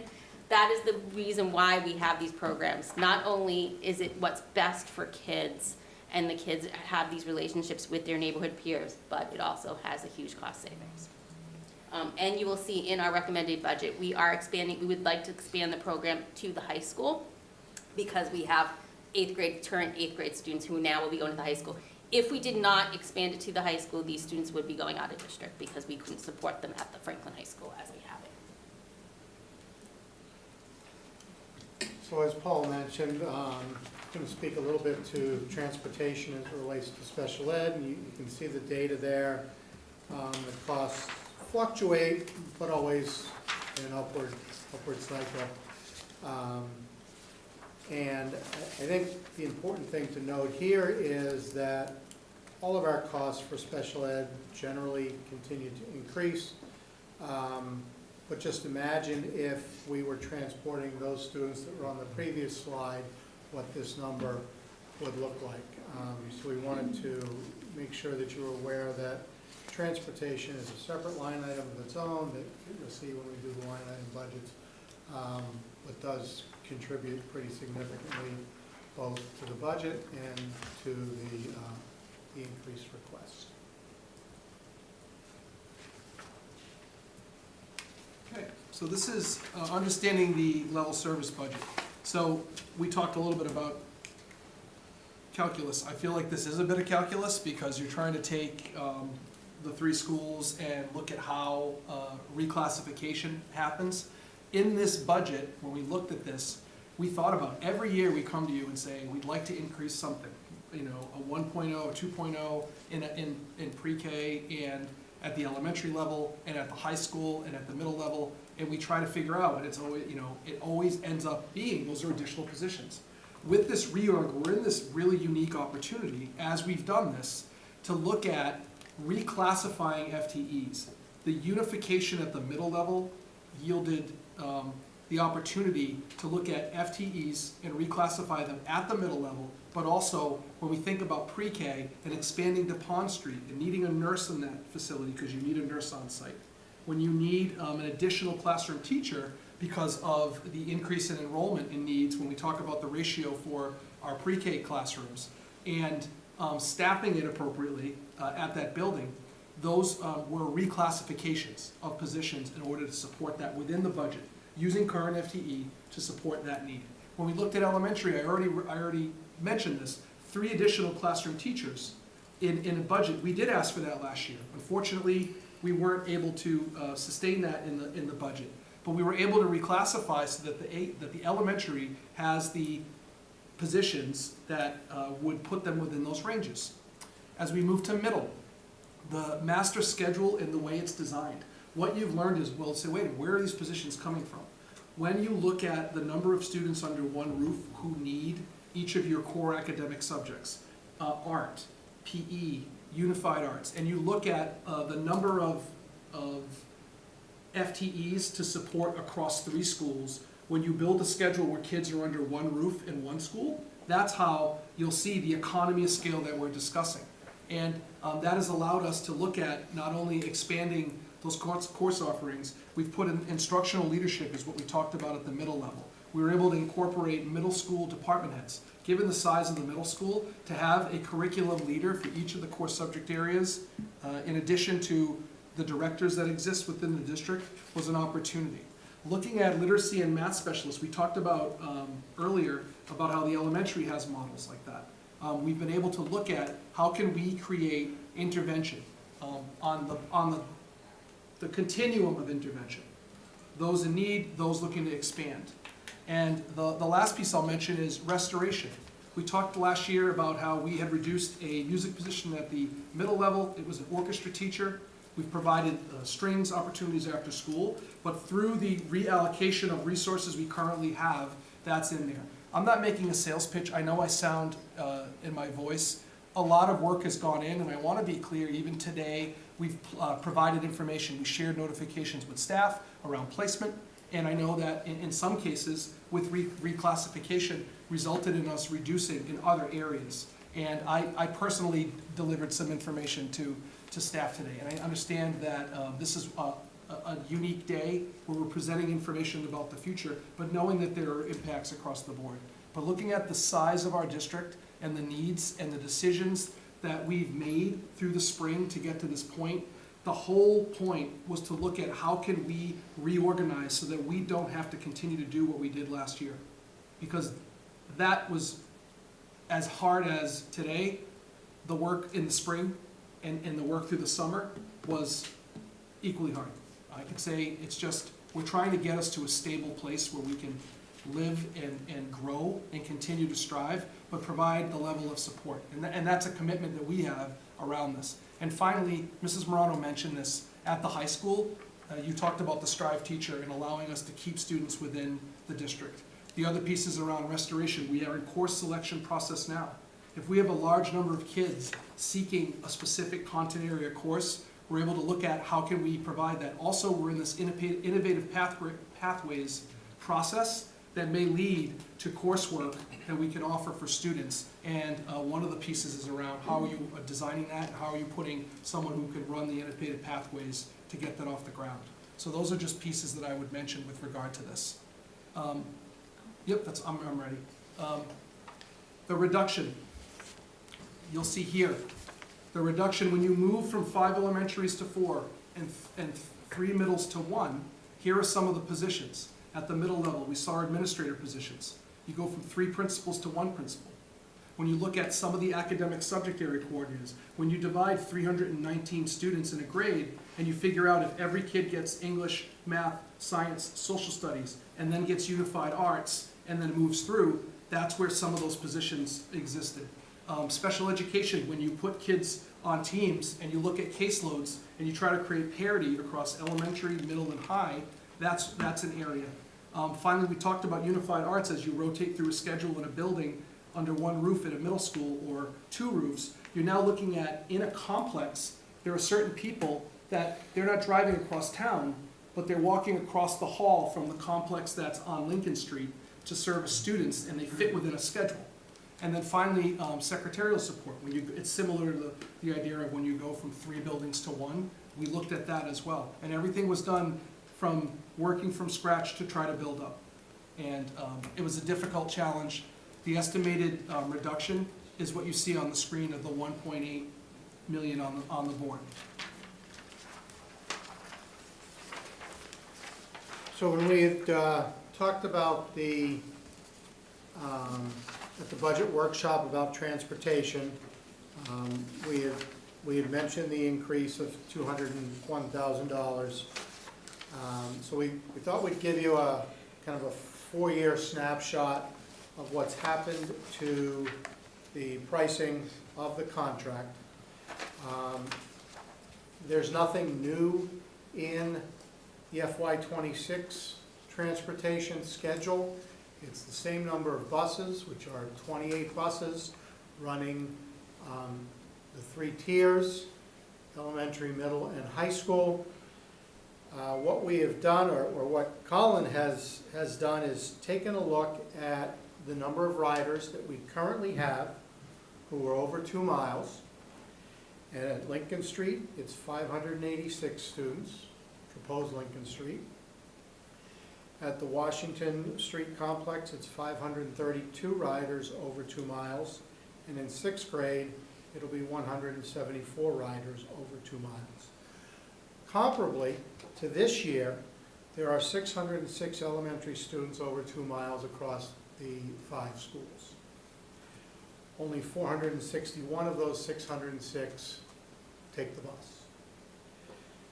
For 6th grade, there are 202 students, 167 ride the bus. We recognize that ridership will go up next year for the non-paying 2-mile or more student population. We believe we can handle that with the pay-to-ride students based on the fact that our current buses are not at capacity. So we have space there, and because we are going to fewer complexes, there's also opportunity for economy of scale to some degree as well. So we're pretty confident that early estimates, we can do the transportation with the 28 buses, same number of routes that we currently have, without incurring additional costs. So that kind of gives you a treetop view of transportation. I know Colin, I think in March, was said, we'll give you a little more detailed look at that by route based on student populations. Okay, so this slide shows you the school salary budget lines. You can see the Franklin High School salary compared to FY25, how much the increase is, the increase as a percentage to the line item, then the increase as a percentage to the proposed allocation, and related to the total budget. You can see the elementary schools and the middle schools, they are highlighted in blue. We try to make a apples to apples comparison by combining all the elementary schools, so you can see the difference. The same go to the middle schools. And then you see CDC, athletics, and all the other departments. The bottom line, FY25 was $60.4 million, and FY26, 62.7, around that, which represents a 3.79% increase to the line item, and almost 72% increase to the proposed allocation, and 2.58% out of the total budget. And the same goes with the expenses. I did the same for the middle schools and the elementary schools, and you can see the expenses by department. The bottom line, you see 25.3 million in FY25. FY26 is at 26.1, which is a almost $900,000 increase, which represents 3.53% over the line item, 28% over the proposed allocation, and 1% over the total budget.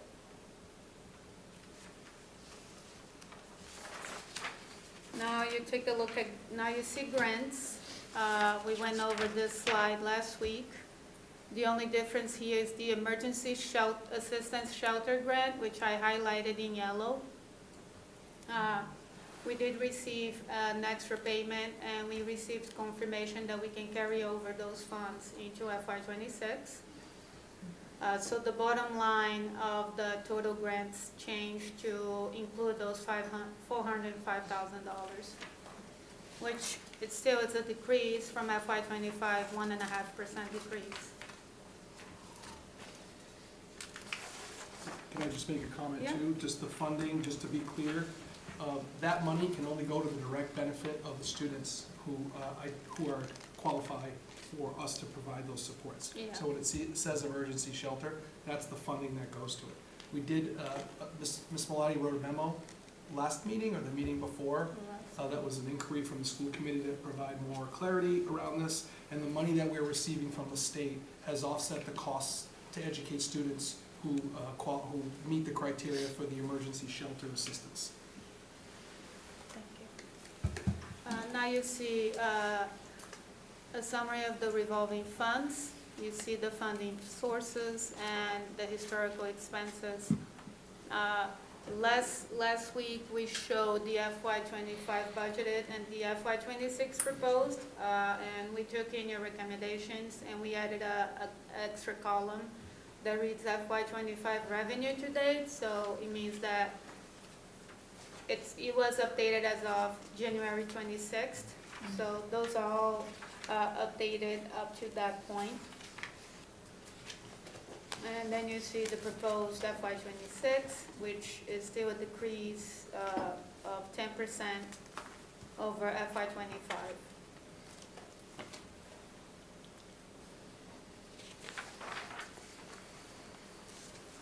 Okay, how does Franklin compare? Can you take that? Sure. So this is our per pupil comparisons for FY '24. Franklin spent $17,801 in district per pupil, and the state average you can see is $20,767. So we are spending less per pupil in district. When you look at the total per pupil, that's a combination of all the students we educate in district as well as our out of district students, which are the students in special ed programs. So you can see that goes to $19,415, and still a difference of 10%, $1,962. The rankings and the percentiles are last year's rankings. We'll update those as DESE updates everybody's data, which is not there as yet. So we'll, as we continue these presentations, we'll update that data.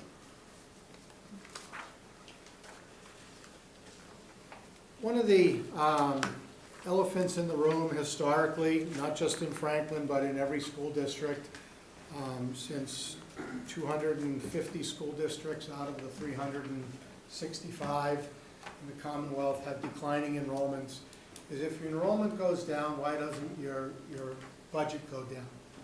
Or why does it continue to climb as much as it does? And I think this slide kind of tells the story. So you can see our enrollment over the last 5 years, and then you see 3 categories of student populations, and you can see that they're climbing.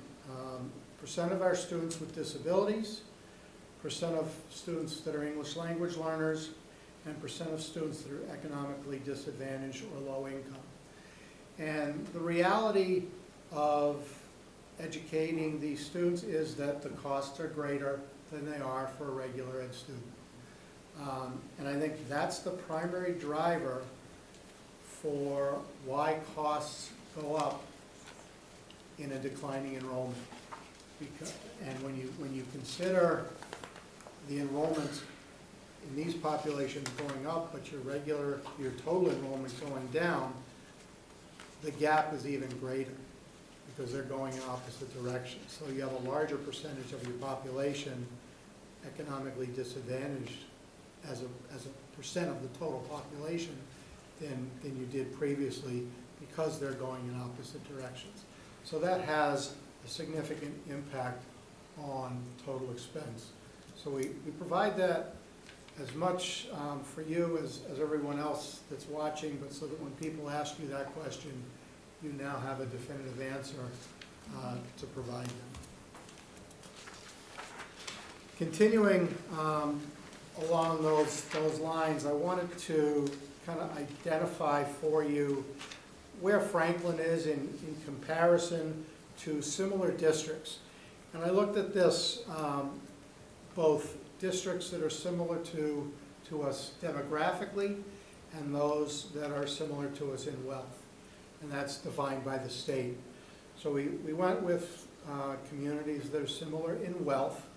And you can see the total enrollment in each of these districts, the percent that are low income, percent that are English language learners, and the percent that are students with disabilities.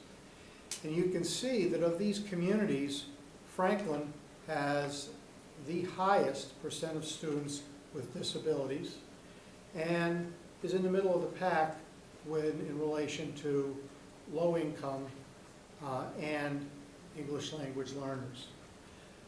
Again, I point this out because the costs associated with those students, to educate those students, is high. So, you know, you can look at other data with these communities, but I thought there was value in including this. The other pieces are there just because they're part of the table, just so you know what they are. It identifies the number of different disability types by district, which is the most common, and in all of them, it's learning disabled or learning disabilities.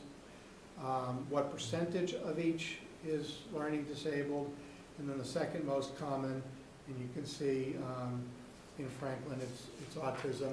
So us having a program here is significantly beneficial from both a financial perspective, but also from a perspective of creating that sense of community for those students.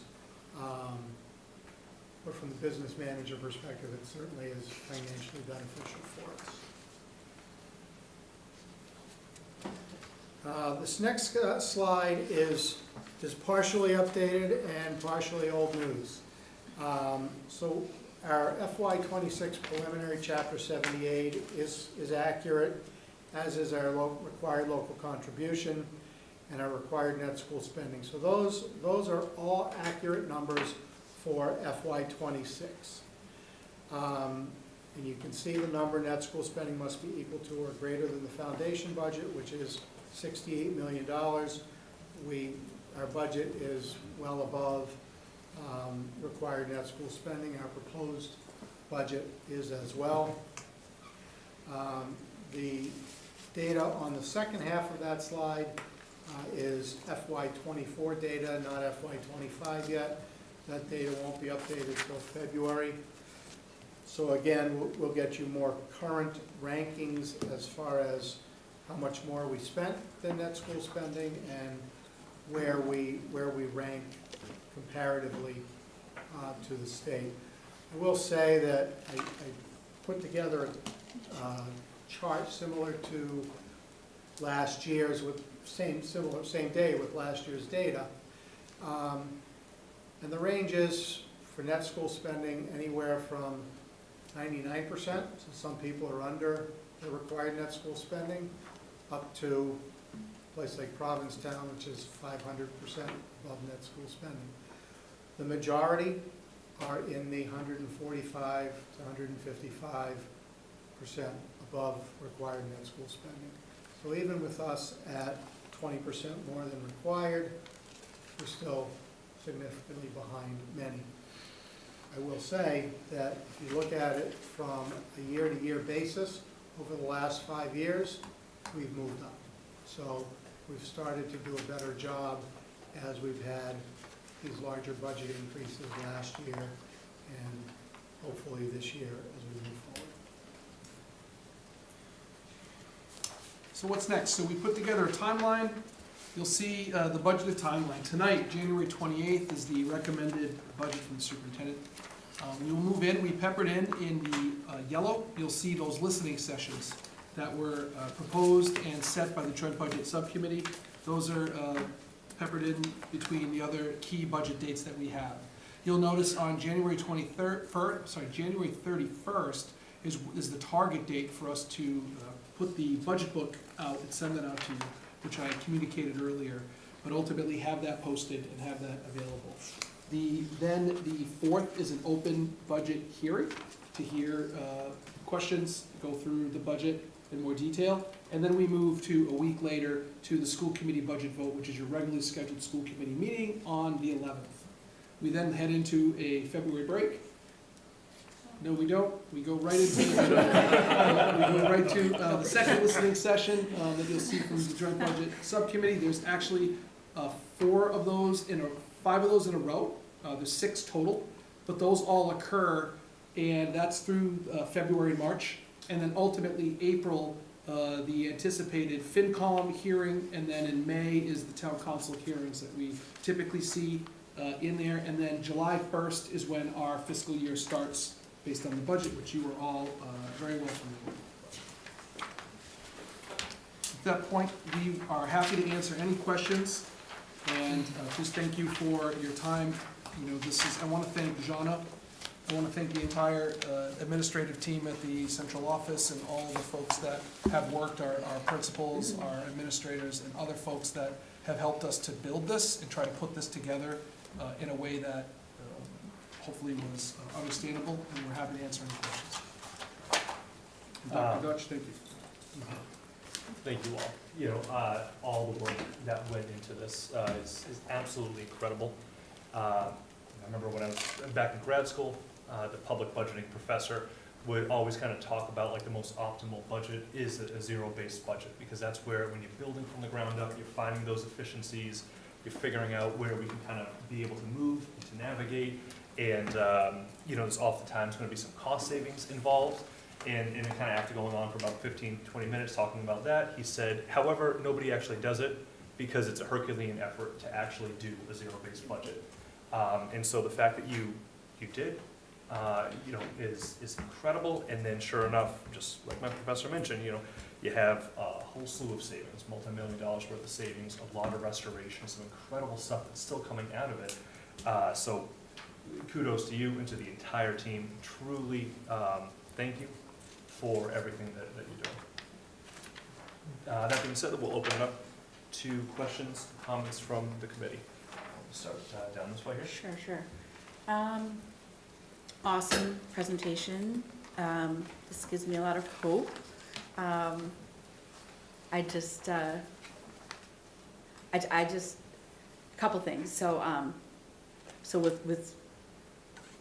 want to ask a question before I start going off about this, how great it is. So Lucas, your professionalism, your clarity on presentations in the face of what is an early morning start. You must start your day 5, 6 a.m. minimally, and endless late nights, while often dealing with the impatience and misunderstandings from the community for information to unfold as you work to synthesize across a large, complex organization is something I want to be cognizant of. I hope that the people of this town recognize that you are killing it, and so are you two, and you two. And like, I am in awe of the work that you do. So I want to make sure that we are crystal clear with this community.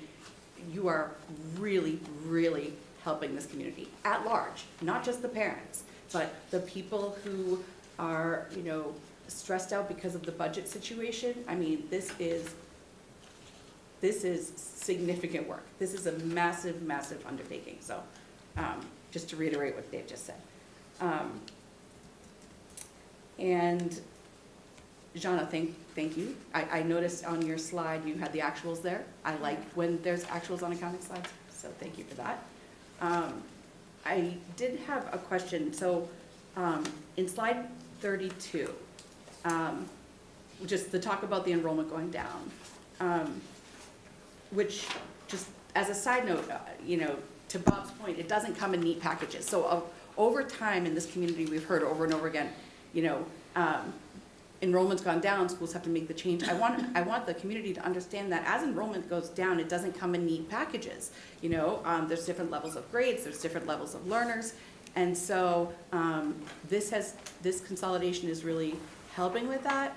But ultimately, when enrollment drops, our state funding drops. So it's up to us to get creative to manage that. So I wanted to ask about the net school spending. Since that factors in things outside of line 300, I would suspect, because you mentioned like we've been doing a little better on net school spending, with now the sort of closing down of the facilities that the schools have under their umbrella, I would think that would lower our net school spending, no? No, because you still have relatively the same number of students. It's not, I mean, to some degree it will go down because of some savings in facilities. Right, that's not huge. And yes, we are spending less on staff than we would have been. Yeah. But the reality is that the dollar amount that we're spending is still above net school spending, so that our required net school spending is not likely to go down. It's not going to get much worse. So, okay, well that's good. I would like that to be better. I heard somebody at the finance committee recently say, oh, okay, so typically we land anywhere in net school spending from 8 to 13%, so that's good, because a lot of times just the finance committee is all about the numbers, so they're like, things like OPEB and things like retirement, it's like, as long as we're above what's compliant, that's good, but you point out that we are, you know, we could be doing a lot better. You know, we don't want to be minimal when it comes to education. I got to talk about Paula's slide 20, because, you know, it's not the first time you've presented this. And I think there's a little story to tell here around that, you know, in Franklin's heyday, when we were growing like crazy, and I see Sir Steve Sherlock's out here, and he knows the history of this town. We were growing like crazy, 90s, early 2000s, it levels off, and the money stops coming into the community, and when we had this influx of resources, we nailed special ed, and we attracted kids for that reason, which is a great thing. I want to be a diverse community, and we have to take care of, but I think that over time, Paula has had to get, and, you know, the staff that, you know, preceded you and whatnot, so creative. So for the 100th time, for those in the back, your creativity and commitment to these students cannot be overstated. I mean, the amount of money you're saving our town is in the millions. And I was curious if the conversation is still kind of, I know you guys are doing it all, but is it still in the background that we might be able to, because we're such a big town and because we're able to do it so well, as we stabilize, maybe other towns could send, smaller towns that don't have resources might be able to send us their children here. I mean, I guess it's still on the table in the future. Yeah, It it is on the table. The systems are being, go ahead, Bob. Yeah, the only limitation is space. Space, okay. You know, so if we have space, then we certainly could do that. So, you know, and you have to look at the needs of each program to Yeah. kind of determine what kind of space you need. Okay. I will say, if you think back to the other slide with the comparisons, to speak to your point, there are more special ed students in Franklin as a percentage of the student population, not because parents identify or request to identify more frequently or anything like that. I think there are many people that move into Franklin because of the quality of the special ed Yeah. programs, and that's, you know, it's kind of a double-edged sword that, you know, if you do something well, it brings people in. Sure. There's a cost associated with that, obviously, but there's some benefit as well. Yeah, I mean, it's a benefit to our students to have a Right. diverse, you know. It is, and something I forgot to mention is that we are, by expanding our in-district programs, we are planning to bring students from back to district from out of district, which is one of the reasons why we are expanding the high school programs, because we have students that are ready to return to district with our district programming. So. Right, Can Yeah. I also chime in? yeah. We've had the reverse of, like, open application, where we've had students who have been in our programs and leave Franklin as the town, and then the conversations with that district around, they're paying out-of-district costs to the programs that Mrs. Ron was quoted. There's those opportunities too, where we could then start to receive funding from the sending town, but it's maybe a student that we already had on our roster who's moved. But we're collecting the tuition from the district that is where they live and reside, where it could be a win-win in some cases, where we're getting revenue for the student to continue to stay in their placement, while the district that is paying less of a transportation cost, because maybe it's local. There's all these factors, so those are just examples. But in order to do this well, we're also protective around the gatekeeping and making sure that we're taking care of the people, the students in Franklin, to make sure that the systems are in place, the programs are built correctly, they're staffed correctly, and then, you know, that's one of the pieces that we've talked about a lot, so. Yeah, thank you. That's all I got for now. Yeah, okay. And, yeah, we'll kind of keep going down, do like the one question, and then we'll Yeah, I circle might back have again. Thank you. So first of all, Lucas, Shauna, Bob, Tina, Paul, the entire team, thank you all so much for not just this presentation, but all the work that you've been doing, not just these past few months, but really years that's gone into this. And then on top of that, the whole redistricting process, which, as you presented tonight and explained, is truly, it goes hand in glove. It's completely integrated. They're redistricting and the bless you, and the cost savings in the budget. So thank you for that. Bob, question to you, because you were discussing it, and it's more to just make a point and kind of paint a broad picture here. So do you mind going to slide 32 in regards to the change in enrollment? When we're talking about why our,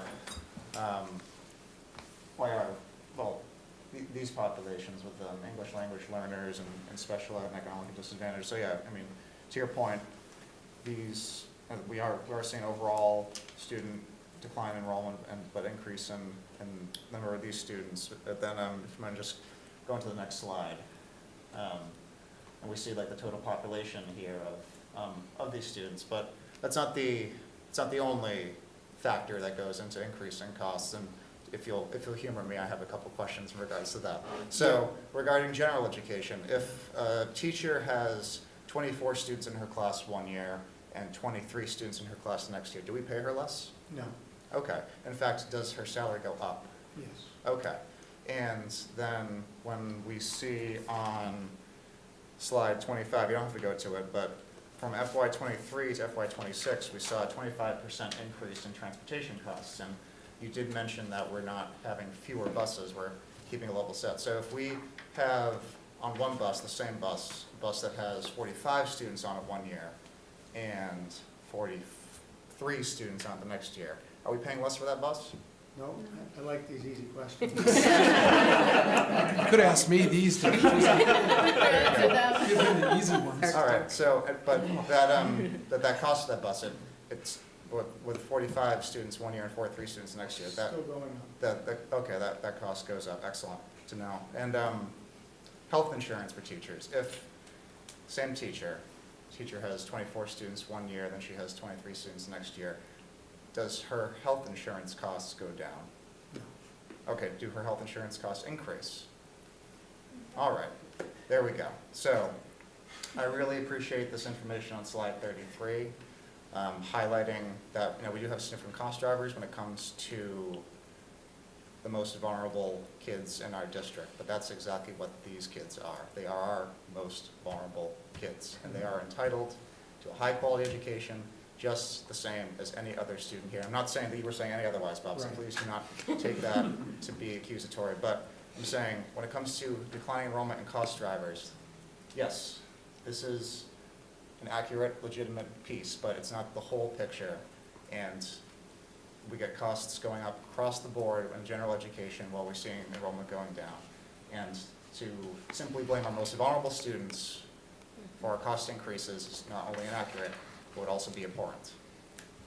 Do you agree with that? Yeah. There we go. All right. That's it for me for the first round. All right. Yeah, so to echo my colleagues, great work.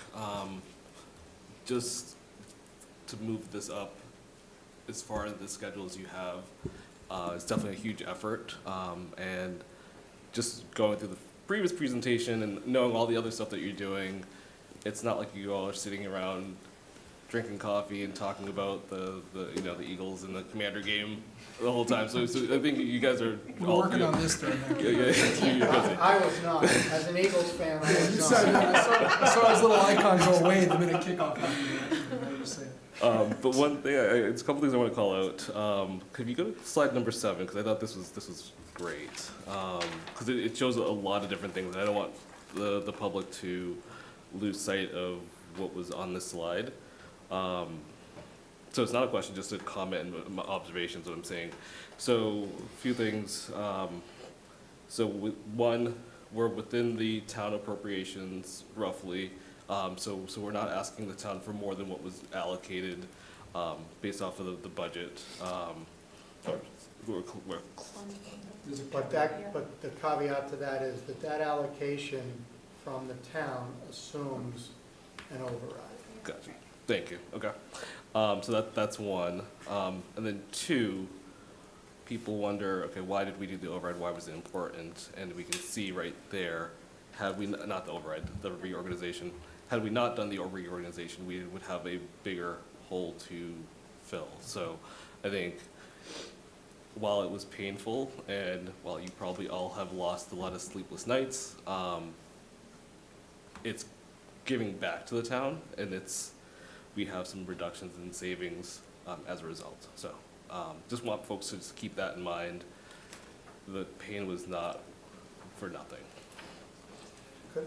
Yeah. And to add to what you're saying, it also moves us from being reactive as we have been every year historically to being able to sustain this. So if we continue with the 2.5 to 3.5, 4% increase on an annual basis, we won't have to do layoffs moving forward. We've taken the steps in the last 2 to 3 years, particularly this year with the reorganization, to make this sustainable long-term. And I think that's a big takeaway from what you were saying as it relates to the viability of our schools. Great, thank you. And then just one other thing for Ms. Morano, slide number 20, you're correct.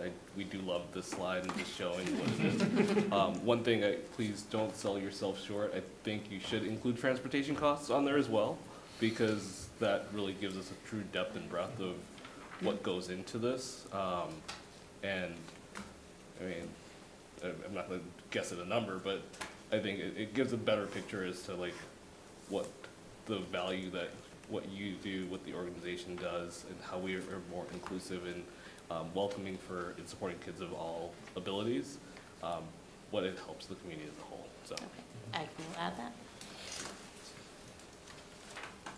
All right, so I feel like we've had a couple pretty good points being made by folks, and I wanted to kind of echo it further and also try and put some numbers on it, so people are looking at things in a consistent manner. I think we've shown a lot of different details here, a lot of different ways, and I really appreciate that.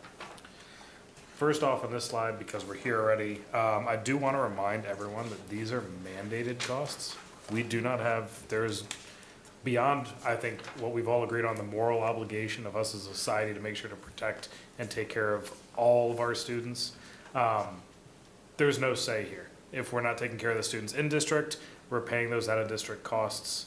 So the savings of 5.1 million here is very real and would immediately be flipped to the other side if we didn't have the outstanding programs that we do. So that being said, if we look at slide 32, as Dave was kind of going over, I want to kind of put in perspective really the percentage changes here. I know we've listed out kind of the changes in 3 specific categories of students, but really what I found very interesting is how much that impacts what that percentage means out of the overall student population. So looking back at, I think that's 2020, God, eyes are getting old. In 2020, these same student populations were roughly 27 to 28% of our total population. Okay, that includes low income, that includes students with disabilities, that includes English learners, all kind of grouped together. And the point I think is being made very clearly here, as the decrease in enrollment has occurred, those same populations have gone up, and as we've established, there is required support systems in place and a moral support that we need to provide for these students that has created a real difference in how many of our, like the percentage of students represented in these 3 categories. So we moved from about 27 to 28% of our student population back in 2020, all the way up to 38% of our student population now being represented by one of these 3 groups. Okay, so we talk about the changes in cost and how big of a cost driver some of these things are. I want to make sure that people realize, like, it might look like small numbers here, small percentages, but as you decrease the overall student population, that percentage increase is a huge driver for costs. Now with that, if we go over to slide 33, I thought this was very, very interesting. Kind of course, I was on this page when I was scribbling all this down. If we look at the overall costs represented here, and this is just looking at students with disabilities, we don't get those overall costs fully reimbursed. So I think people look at that and they say, oh, the state's going to cover it, the state's going to help out, and they don't. They don't come remotely close. I actually had the numbers at one point in time, and it's pretty staggering. If we could get a basic illustration at some point, that would be awesome, just to make sure that people understand. Like, when we're talking about reimbursements from the state, we're talking about, yeah, they're double-digit percentages, but they're nowhere near adequate for what we actually are paying to make sure that we're supporting these students as we need to. And how much does that matter? In looking at the costs here and looking at the costs that Paul was able to provide, for these are really surprisingly large numbers. If you look at the cost for out-of-district placement, the overall range that you provided, so now I'm taking, slide 20, transposing it here, the overall cost for out-of-state, if you transpose that and look at that against the total state average, you're looking at a cost of 286% to 819% more than the per pupil average for the state for those students. All right. Yes, those are very large numbers, and that's the point. If you're spending on average $21,000 for a student in this state, and yet the range for some of these students is $81,000 to $193,000. These are massive cost drivers.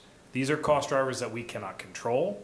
I am honored that we're able to support these students as we are, and as we pointed out, that is a huge range. That's a very, very large set of numbers. But putting in context with when we're able to bring these students in district, those percentages over the state average drop to 66% over to 333% over as the largest kind of ends of that range. So we're doing everything that we can to pull in the single largest uncontrolled driver of costs and supporting our students. And these costs are huge. They're correct. They're morally responsible. They're legally responsible for anyone who wasn't worried about the moral part of it. We have to do this. And we're doing everything in our power to control it. And quite honestly, the single best way to do it, and if the town really wants to save a lot of money, would be to give us a lot more money to bring more of these students back in district. That is the single most cost-efficient way for us to do so. And it is a huge difference in the overall costs that we spend versus what the state is looking at. So again, state average at total, so this includes out of district, $21,377. The average out of district cost for a student that is now one of this, a large percentage of our population is $81,000 to $193,000, most of which is not reimbursed. Okay.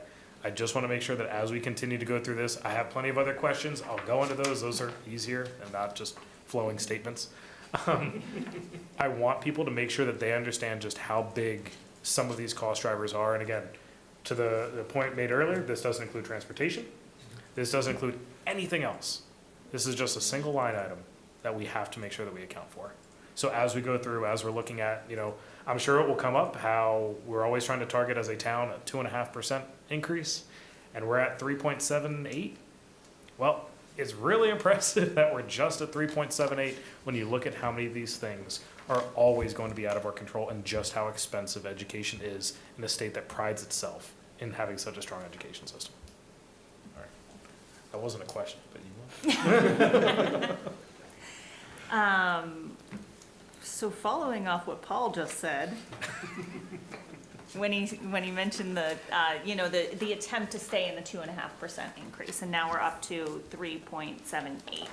I'm looking at health insurance and the increase percentage in that in this year, and it's my understanding that when other departments bring their budget forward, that health insurance isn't something that they need to include within their annual budget. Can you elaborate on that a little bit so that people kind of understand that this is a unique situation for the schools? I mean, as you stated, Franklin, I don't know how many other communities, but the only community I've seen or experienced where health insurance is a school department expense and not a town expense. So obviously, automatically, as you look at 13%,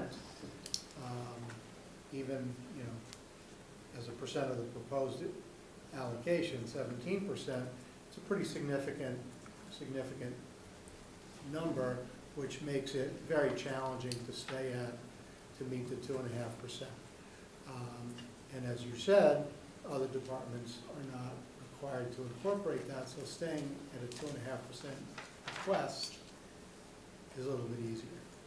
Right. Thank you. I just think it really helps to point that out and to see, as a percent increase to the total budget, 0.6%, that would bring us down, much closer to that 3% range. If we didn't need to include health insurance increases within that annual budget request. That was my one, right? If you didn't include health insurance That was a quick one.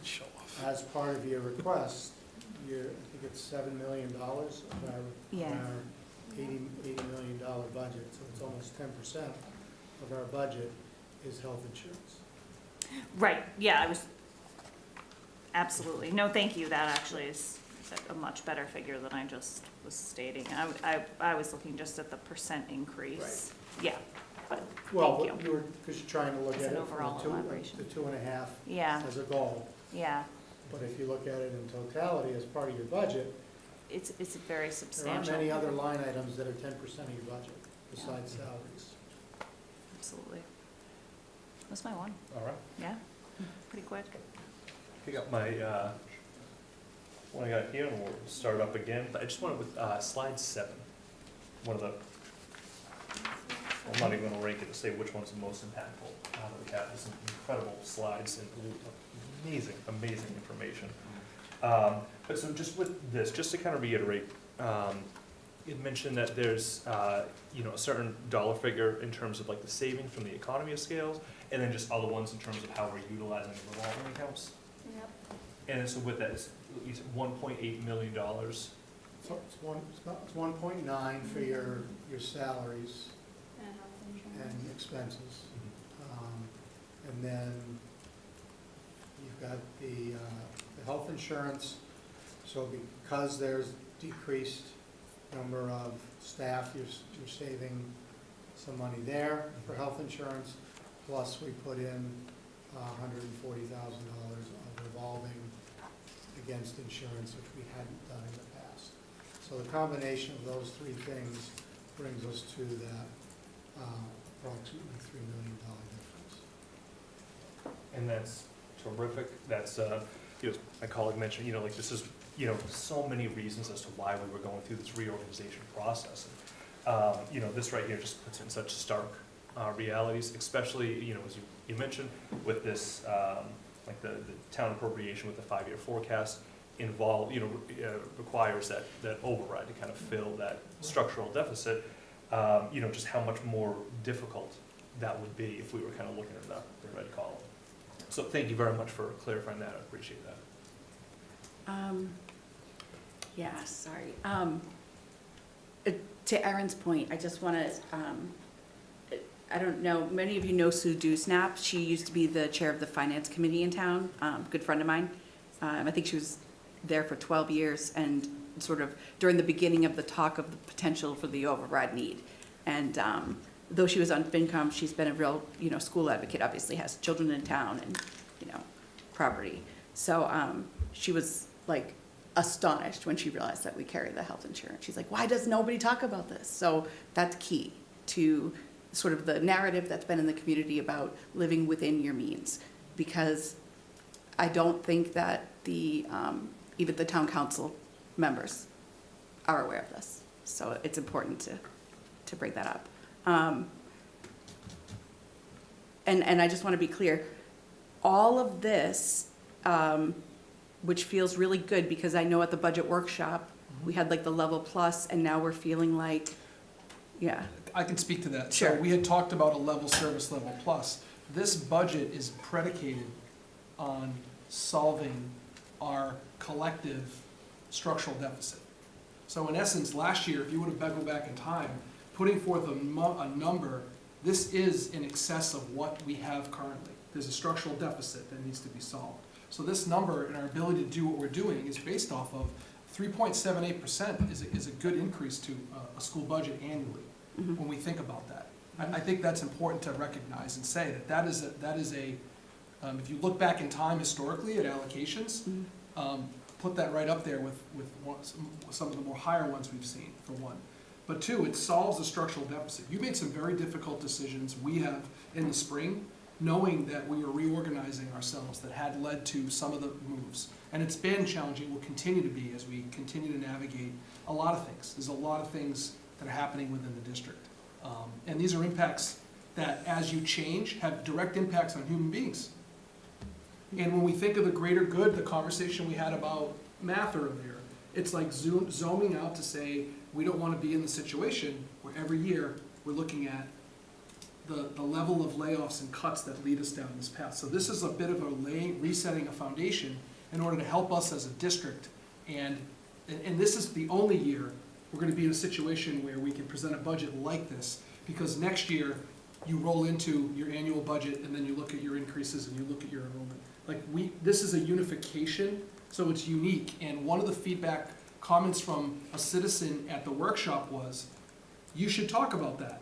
You don't think you do that enough, because this is the only year you're going to be able to talk about this type of thing. If we left all things the same and I came to you and said I was cutting 20 positions voluntarily with no basis, I think that would be mind-boggling. But we've tried to provide context. I put the class sizes. I tried to break down in detail how this looks. I know that Mr. Williams is chomping at the bit to share more with the middle school educators around how this is all going to work and the level of supports we've added. We talked a little bit about department heads and some of the other interventionist positions in addition to. So with some of the change in the impacts, we've reclassified and reallocated in order to put forth what we feel is a more sustainable model. And that's where we needed to be as a community and as a district. And it's been very difficult. We're doing the best we can, but I want you to know, just like every town and every community in the state, we want to continue to strive. We're going to want to continue to grow. We're going to want to add programming and put requests in front of you. But ultimately, all of this is based on the idea that we solve the structural deficit that we have across this town. So that's the number. So when we talked about level service plus, we left the meeting and started to do the math and look at and say, wait, the plus is really, this is all based on a plus. Right. Because if we don't solve the structural deficit, this number is going to come down. Mm-hmm. And that's going to mean some of the things we're able to put in place to field the appropriate team and the best team we can for all of our students, that will be, so that's where I think if we're trying to rally around, it's around this idea. And it's exciting that we were able to restore some things. We gave you a teaser. We'll get into a line by line. We also didn't want to, we know it's 10:50, I'm talking at 10:10 about this, but just wanted to point out in perspective to where we've been. Anything to add to that?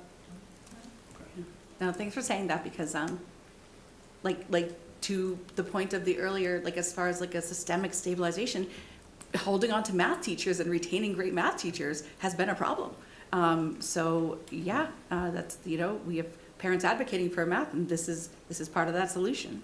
But to be clear, even this, which we feel is level, and would you say you feel stabilizes our district if we were to get this 3.78? Yeah, that feels stable. It stabilizes and reclassifies FTEs to further support and enhance some of the systems we have in place, and it restores the 3 elementary school teachers I talked about for the class sizes, the ECDC position that we talked about for a teacher. It looks at adding an FTE for the high school to be determined based on course selection and whatnot. So those pieces are in, and we wanted to be transparent about that. It doesn't solve everything. But I think we're trying to rally behind the idea of this, what we did zero-based and built up to build that system, meet with the principals. When I think of elementary schools and looking at their rotations to make sure, we've talked a little bit about the classroom side and making sure that we have the FTE preserved that we're at right now with our unification and the UAs and whatnot. We've tried to put forth a model that presents that. We do need to share more information with the staff when we hit the 10th half day, but ultimately needed to get people information on where it is, because we couldn't put a budget forward, and this was a shared interest when I had some of the roundtable discussions in the fall, was around, we couldn't speak tonight and put a number if we hadn't really notified everybody of where they stand, because the worst thing would be to find out from a presentation this type of information. And that's why asking us to move the budget up and do this, we probably would have just focused on notifications, and then we would have provided a budget to you February or March 13th, and then it would have allowed us to have the half-day PD on the 10th. So some of this is timing, and we're trying to lead in a situation where it's just evolved, and there's not a time we're not thinking about how this might impact someone else. And some decisions are democratic, Some decisions are, this is what we're thinking, we like input, and some decisions are just managerial where you have to make them, because you have to move a place forward. And I remember I had a gunnery sergeant who used to say, no decision is the worst decision you could make sometimes. And we're trying to move forward and explain our decision-making and why we're doing what we're doing, and ultimately, that's where we've landed, and the goal is to get us over the hill and put us in a better place, and continue to grow and provide the level of education that people expect in this community. For sure. This is not easy work. You have done amazing work. The fact that you had to go. I think there's a whole collective, Yeah. and there's a lot of educators that are either literally behind me Yes. or are figuratively, that are doing the work on the ground, educating students. And Yeah. there's been a heightened level of anxiety around placement For sure. and moves and just this whole thing that I just want to call out in this moment, say that that's a real thing. And paired with that is, we're feeling it, and we're also trying to get the work done to provide information. So it's all at play, and we're doing the best we can. Yeah, and you're an amazing leader. And I hear this from your teachers and your staff. I do talk to the people in the schools, and they are appreciating what you're doing.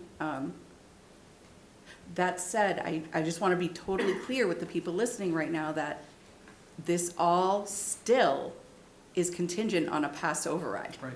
We are talking about a level service on a forecasted allocation by our town administrator that is required, we're going to require an override to do this allocation. So, and this isn't the final vote, there could be tweaks to this final number. This isn't your end-all be-all presentation, so I just want to let people know. Yeah, that's it, thanks. Thank you. Lucas, I'll ask you an easy question this time. Slide 34, please. So, required net school spending. Question and a follow-up. Is this a formula for what the state considers a municipality to be providing an optimal education or a bare minimum education? Bare minimum. All right. And so this is a bare minimum education that we're required to provide for the students of Franklin. And then when we see that in FY24 that we are 20.6% over the bare minimum, and what the average district is 41.1% over the bare minimum, right? So what does that mean for us practically in terms of the quality of education that we're providing for the students of Franklin relative to the average district? So we're providing 20% more, and I remember last year this was 13. So we've seen, Dr. Dutch referenced this, we have seen incremental movement here, but ultimately, if zero is the minimum, districts, I had a slide that had the Hockomock League in previous years, and it shows you where we fall within it. We have been lower, but that 68%, we used to be 75th percentile, which was a talking point that we would hear, that would be quoted. So we've made some headway. However, these are the numbers, so we don't want to be at a place where we're providing minimal towards that. But we are not, but there's room for us to obviously move, to grow, to do that. We need to stabilize the ship.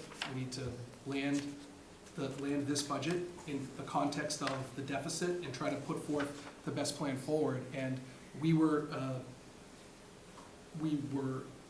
don't want to say pleased to be able to incorporate pieces into the budget that have been lost in previous years. Not all, but some, in an effort to try to get us. We're trying to land the ship. The ship. Thank you. But and again, the main takeaway here is that we're significantly, or a good chunk behind providing Franklin students above the bare minimum than the average district is. Okay. All right, so follow-up question around the comment. So earlier regarding this budget is predicated on a successful override. We've seen overrides being asked across the state from many towns. Many districts have had multiple overrides that have failed. I know this is more work for all of you, but I feel like we need to have, what is the budget if there was no override, so that we can plan for worst case scenario, and hopefully we don't have to use that, but I think we need to have that, we should have that data. We had the workings of a slide we pulled out.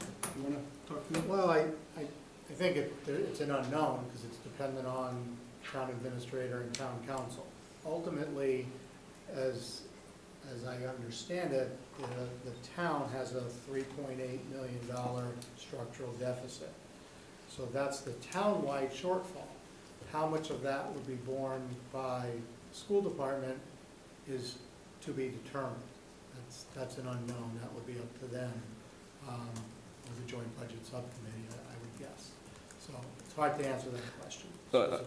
Yeah, understood, but I feel like this needs to be pressed, and we should get a number sooner than later versus scrambling, because I know all the extra work that you all did last time that we had the override and had it failed, and you fortunately had some plans ahead of time, but it was still a scramble.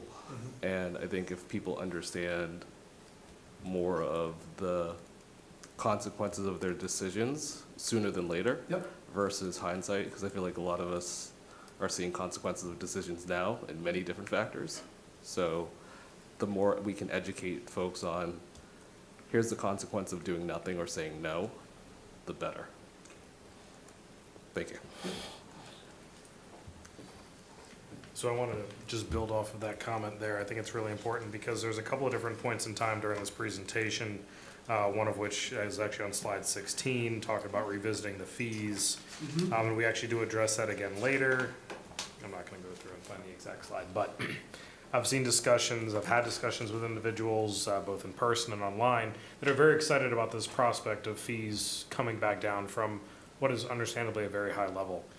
And, understanding kind of where that came from last year, one of the big challenges when you have to suddenly cut a few $1,000,000 is that things that can go away might have to.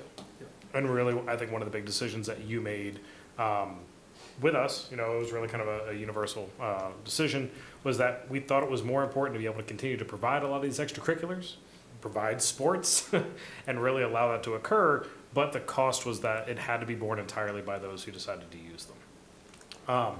So I know that there's been a lot of consternation around that. There's been a lot of frustration.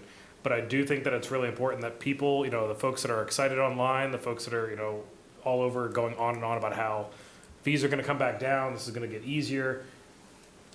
If we don't get an override, none of this is on the table. Correct.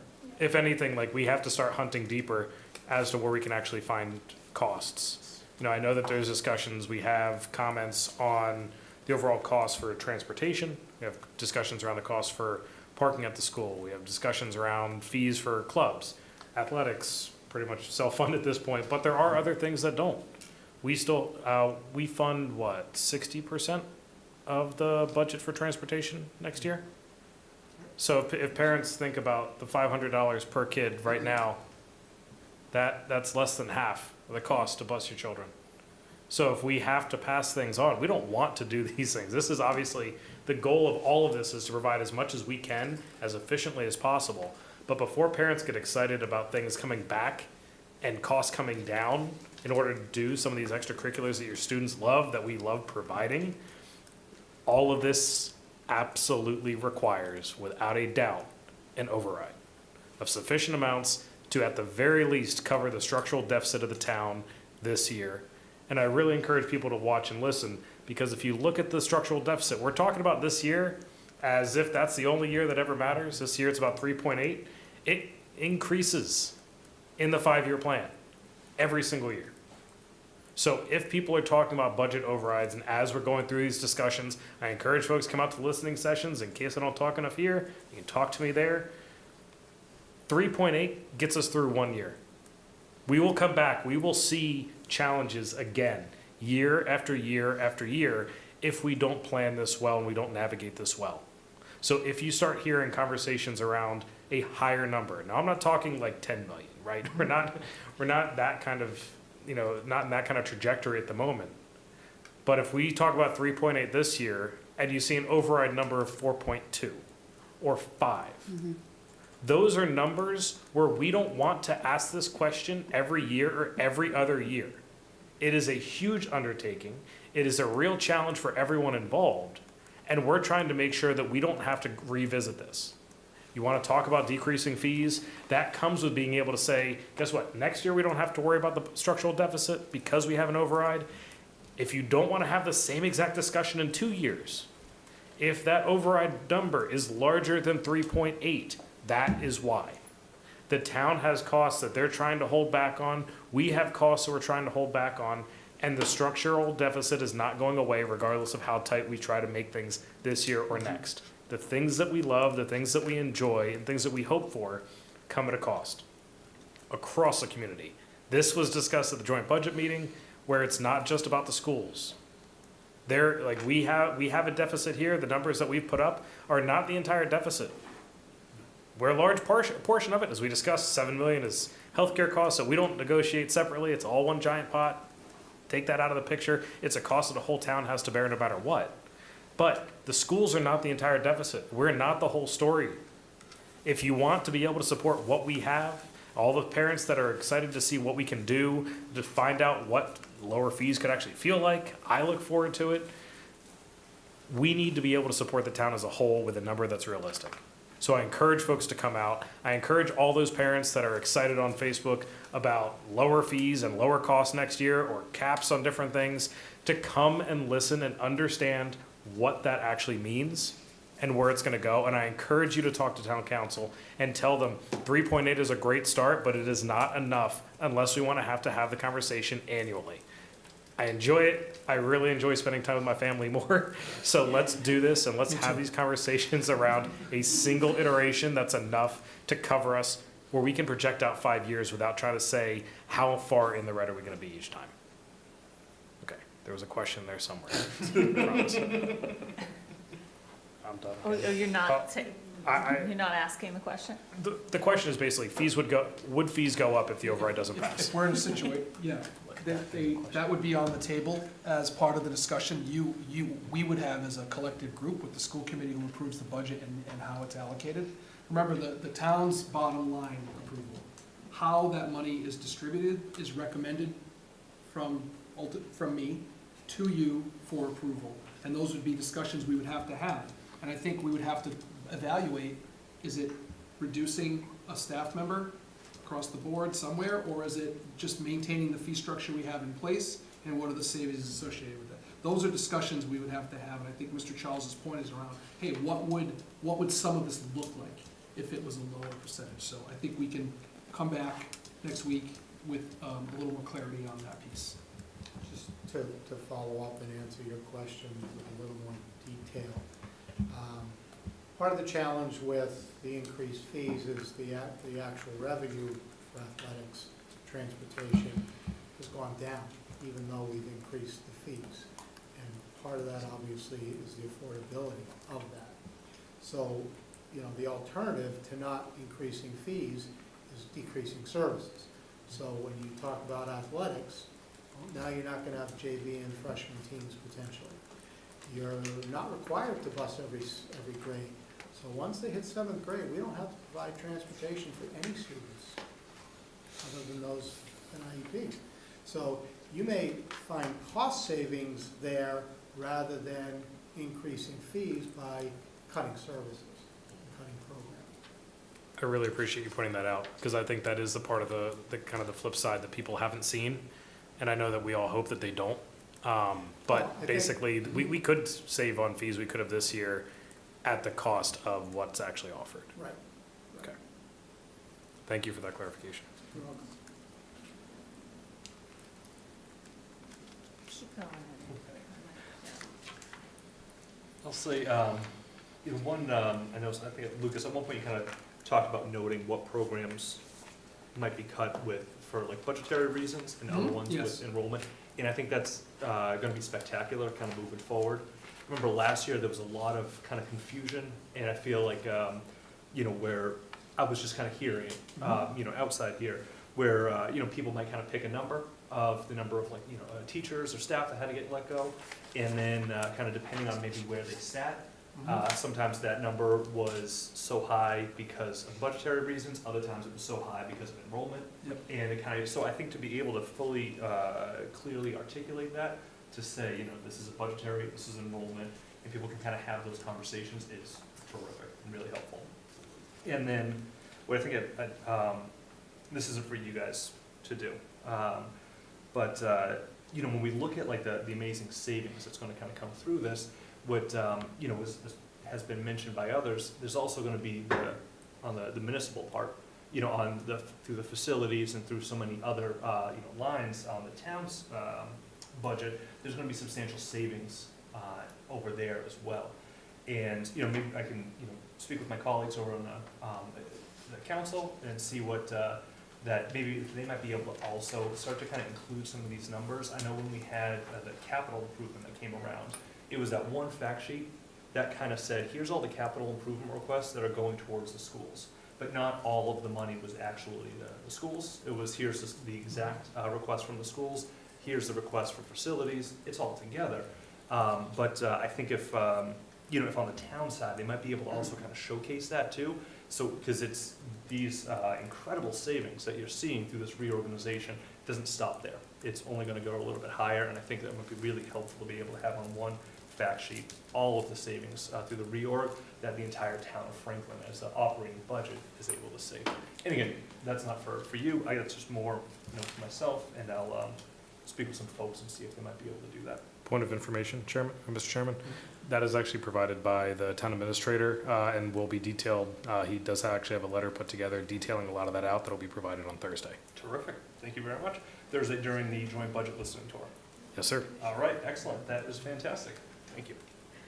One quick question, did we get, do we know the increase to chapter 70 percentage-wise this year yet? Did we get that? I It's didn't. $75 per pupil. Okay. I didn't calculate the, That's okay, I'll figure it out, I hadn't seen it yet. But I'm good, I'm ready to move on. Just to be clear. All right, John, a question for you, and my apologies, it's not going to be quite as easy as it was for Bob and because I think you're the most capable. So you mentioned that part of the savings through redistricting was due to increased usage of the revolving accounts. Just so maybe could you just expand upon that a little bit? Is that because we're able to more efficiently use the revolving accounts now that things have been consolidated, or where has that savings been realized on the revolving account side? Let me just find the slide. Did I see the slide? Oh, sorry, there you go. Those savings, it's because we are applying more of the revolving funds towards the operating budget, specifically the lifelong learning solutions. We applied the $140,000 to offset some of the health insurance costs, applying more of the ECDC tuition, anticipating increased revenues with the Pond Street location. Okay. All right, so is the new levels that are increased, is that sustainable year over year, or? I wouldn't say so. Okay, all right. Would you You agree? would? You would say so, or you would? I wouldn't. I don't know about ECDC, if it would be, Solutions has a history of producing reasonable revenues, and for whatever reason, we hadn't been utilizing their revenue towards their health insurance costs.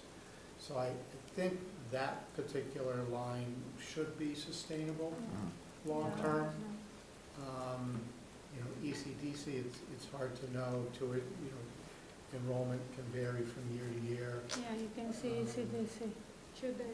Right, to date, it's only $262,000, which is down from Last year. previous years. Gotcha. Okay, so I guess we'll have to. Yeah, some I'll wait and lines see. are sustainable, but I would say most of them. Most fluctuate based on participations. Yeah, so can't guarantee the same income stream. And even circuit breaker, which we use it's a grant, but we use it as a revolving account because we don't spend it in the year we get it, we save it. Yep, exactly. But that's gone down, and I would assume it will continue. I mean, I know in this year's budget coming up, FY '26, the governor has increased their commitment, but that doesn't mean we're going to get yet. Ourselves, so. All right, yeah, thank you. Thank you both for the clarification there. Yep, I'm all set, thank you. I actually have a question for Colin, if he could cover this one. Phone a friend. Phone a friend, there we go. So Colin, I know you're gonna provide us an update for transportation, so I don't really wanna get in the weeds too much here, but I do know that there was a couple of comments made on slide 25. I don't know if we could just jump to that so that he can follow along easily. And one of the things that was commented on was, well, two things really.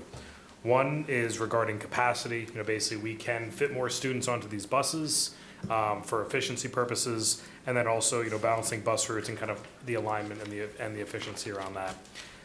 I was wondering if you could comment and make sure that parents understand, when we say capacity of a bus, does that mean like literally every seat is filled and there's no room whatsoever? Or do we actually, do we have a more reasonable level that we're talking about? Yeah, we have a more reasonable number. So buses capacity actual could be up to like 77-ish kids, but we pick a more appropriate number for space at 65 for a capacity that we work within. Okay, so whenever we're talking about capacity, we're not they're not sardines. We have room on the bus for the students. There is some space. There's also kind of focus on flexibility. We have the ability to kind of move up and down just a little bit if we absolutely need to. So like a good example would be a snow day. Buses are picking students up. It's not that we have a bus of 77 kids hoping to pick up every kid walking to school. We have the capacity to actually do that and really make sure kids get to school safely. Exactly. Can I make a plug?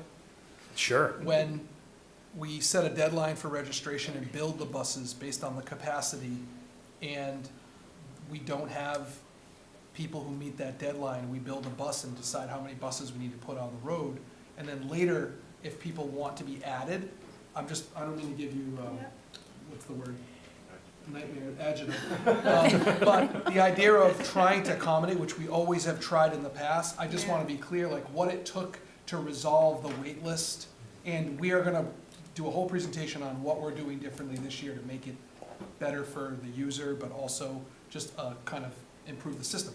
But I would say to you is, if we said 65 is what we're using, and okay, we have our number, if we then have people beyond a deadline who try to register, and maybe they've reached out to you, or they've reached out to me, or reached out to everyone on Facebook, I would say that what happens is, in those situations, that 66 now goes to 67, 68. So if you register a bus on time and we try to build it around that 65, you might end up with one that has 70.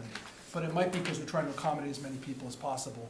And we're going to talk about transportation in a different day with a lot of clarity and detail on what steps and what's going to happen, how you can check your status, and a lot that Colin has done behind the scenes, in addition to all the work you've been seeing him here at the meetings about, to try to help to build for the future. So I appreciate that question, because it does tie into the bigger picture. But when we budget for buses, we try to base it off of our users, factoring in who do we have to, and then who has expressed an interest or an interest in wanting to have bus transportation, and then build it that way and divide it out, just like we do with classroom teachers. You know what I mean? How many kids are in a class? Excellent. Thanks a lot. And then just kind of one tie in there. Again, yeah, I know you've done so much work, and I think people don't fully understand just how much has gone into this already. The efficiency that we're talking about kind of with buses, that's really about the fact that we have less places to deliver students to, correct? So Correct. that's So, really a bigger help than people might necessarily realize right off the bat. yeah, so a broad example is that, delivering to 5 elementary schools right now and going down to 2 drops between 4 schools, your coverage area is a little bit easier to hit. So right now, if we have some overlapping areas that buses are traveling to different locations, we can kind of consolidate some routes, and we can increase the capacity that is there with the the number of drops and the number of students. So it creates a little bit of an efficiency there. So we don't, and while we expect ridership to increase, we don't expect buses to increase, because we can route buses more efficiently. Fantastic. That's exactly what I was trying to hit at. So thank you very much for the input. It's very helpful. I think I'm good. Yeah, thanks. I'm good.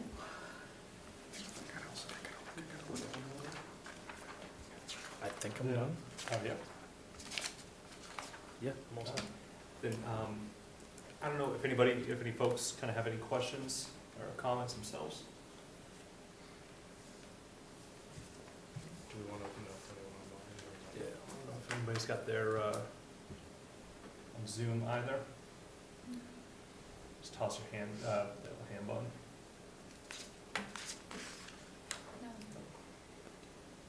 Just to close, we put the timeline back up on the screen just to give people a sense of what's happening next.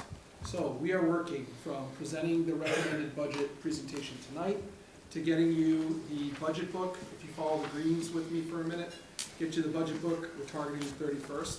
Ultimately, then having a open budget hearing on February 4th, which has already been posted, and then move into the budget vote February 11th. Then it would then move from school committee approval to FinCom for approval. When FinCom approves, the next step is to go to the town council, who approves the budgets for all the departments within the town. In between, as I mentioned, there's multiple joint budget subcommittee listening sessions that will occur, and those are posted online on the town website as well as the schools, and has been put out, but ultimately wanted to make sure it was included in this because it's budget related. And we will be prepared at the open hearing to provide some follow-up information in small, maybe a modified presentation without some of the background context, but the key pieces, just to set the edge. And then we'll allow, obviously, to go through in a more detailed fashion some of the budget itself. Does that make sense as far as process goes? Okay. And this is, again, absolutely incredible, the work that's been done with this budget, the entire reorganization, and then with that calendar, that accelerated timeline as well. Can't wait to see what you're gonna do next year. Thank you very much. We're going to try to successfully get people in the newly reorganized district.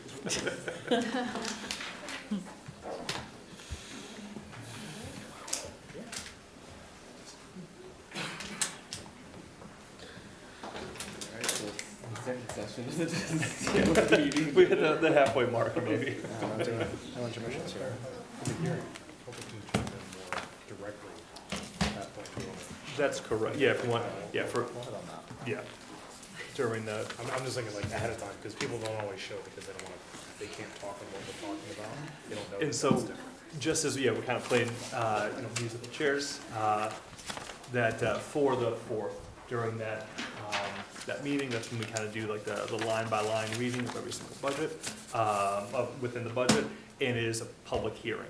So, please, have any questions, you want to come on here to council chambers, also online as well, and just another opportunity to continue that engagement with this particular budget, in addition to all of those other listening sessions that joint budget has as well.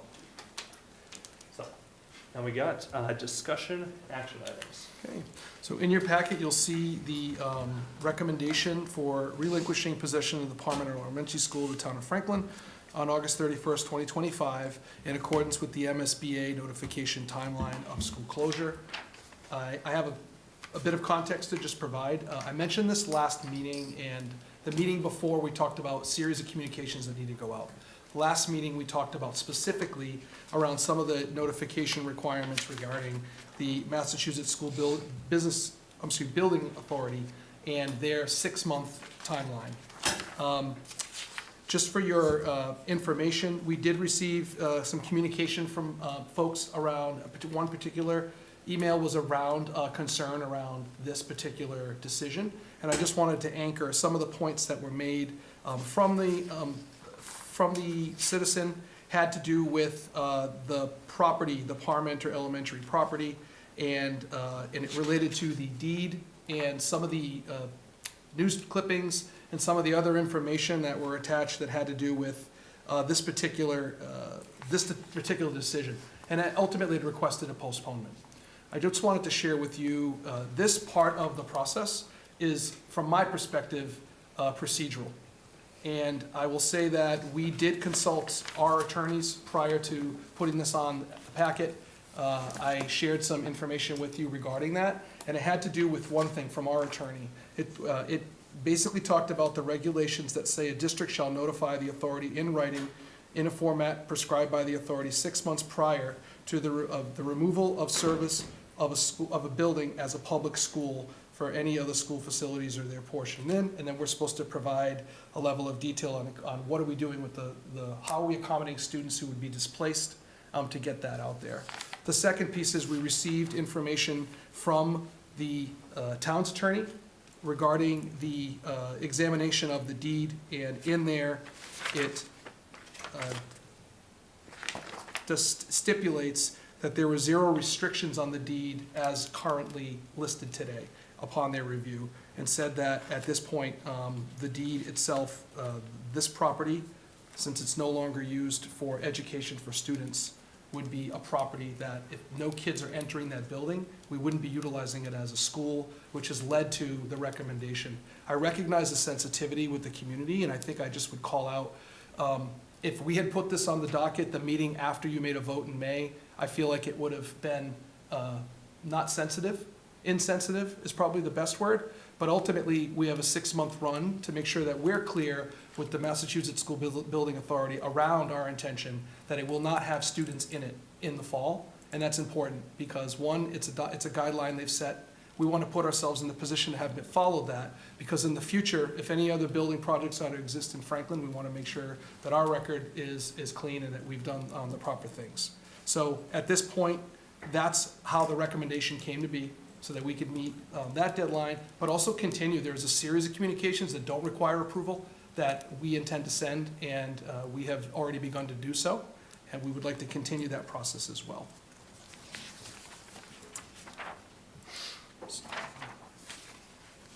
What do we do if there's any kind of questions first on that?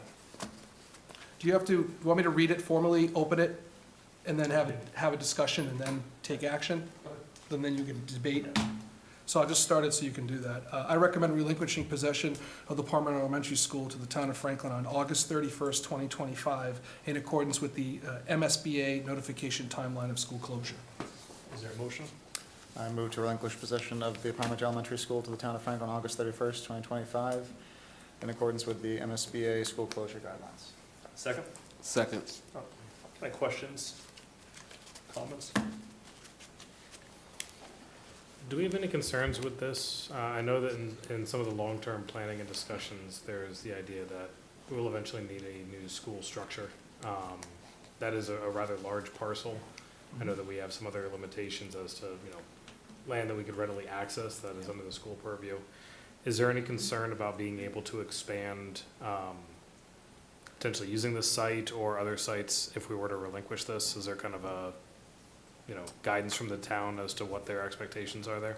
I don't have guidance from the town on that. What I do know is the property would be in the possession of the town. And just like when we look for other types of public facilities, if we are in the situation where we're looking to build a facility, we would look to the land that we own as a town. The new Franklin High School was built on the old Franklin High School property. So that was land we had that we ended up putting a building on.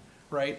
So when I think about this as the long term, I think we're not in the foreseeable future looking to build a new school like tomorrow.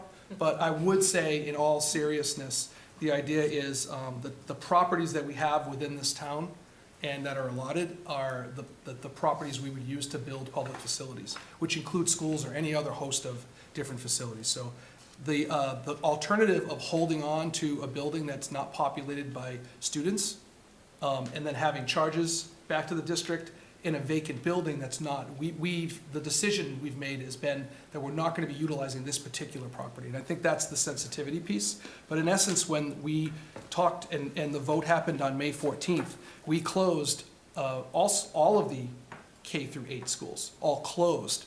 We just are repurposing. So the MSBA talks about, hey, tell us about this. If you did close, I'll use Oak Street, what are you doing with that? Oh, it's going to become a middle school.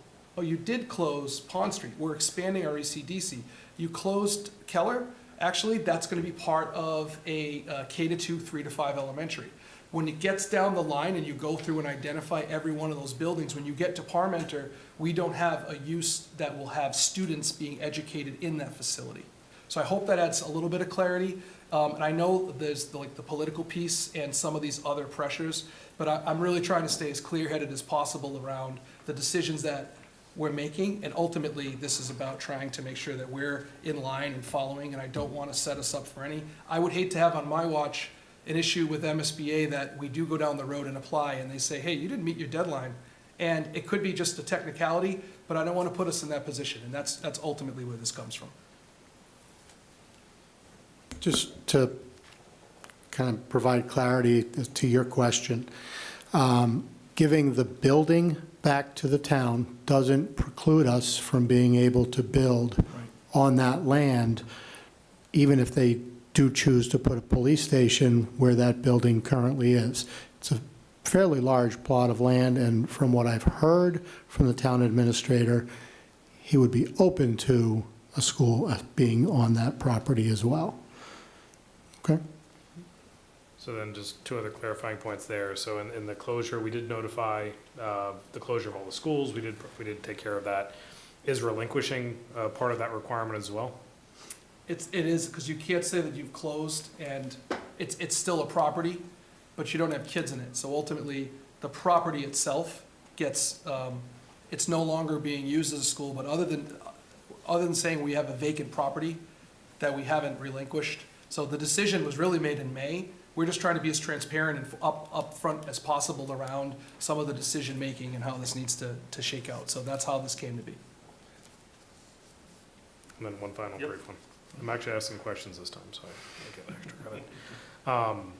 I did just also want to clarify, regardless of how this building is treated by us, the town is responsible for all the costs borne by it. So like Davis Thayer, they're still paying tens of thousands to maintain, regardless of the fact that we haven't, it's not a school anymore. This will be the same situation. They still have to pay to maintain the building, all the costs associated with it, those kind of details, the grounds. That doesn't go away. It was never on our books anyway. It was always on the town's books. We're just transferring ownership over. And there are charges related to functioning, custodial charges, all those things that come to the school as a charge. But ultimately, it's in essence that every public building is a town property. We use these as schools. Every one of our buildings that we have that we're educating in, we are responsible for what happens within the walls. We have a facilities department that helps maintain and repair those walls and put new roofs and do the boilers and whatnot.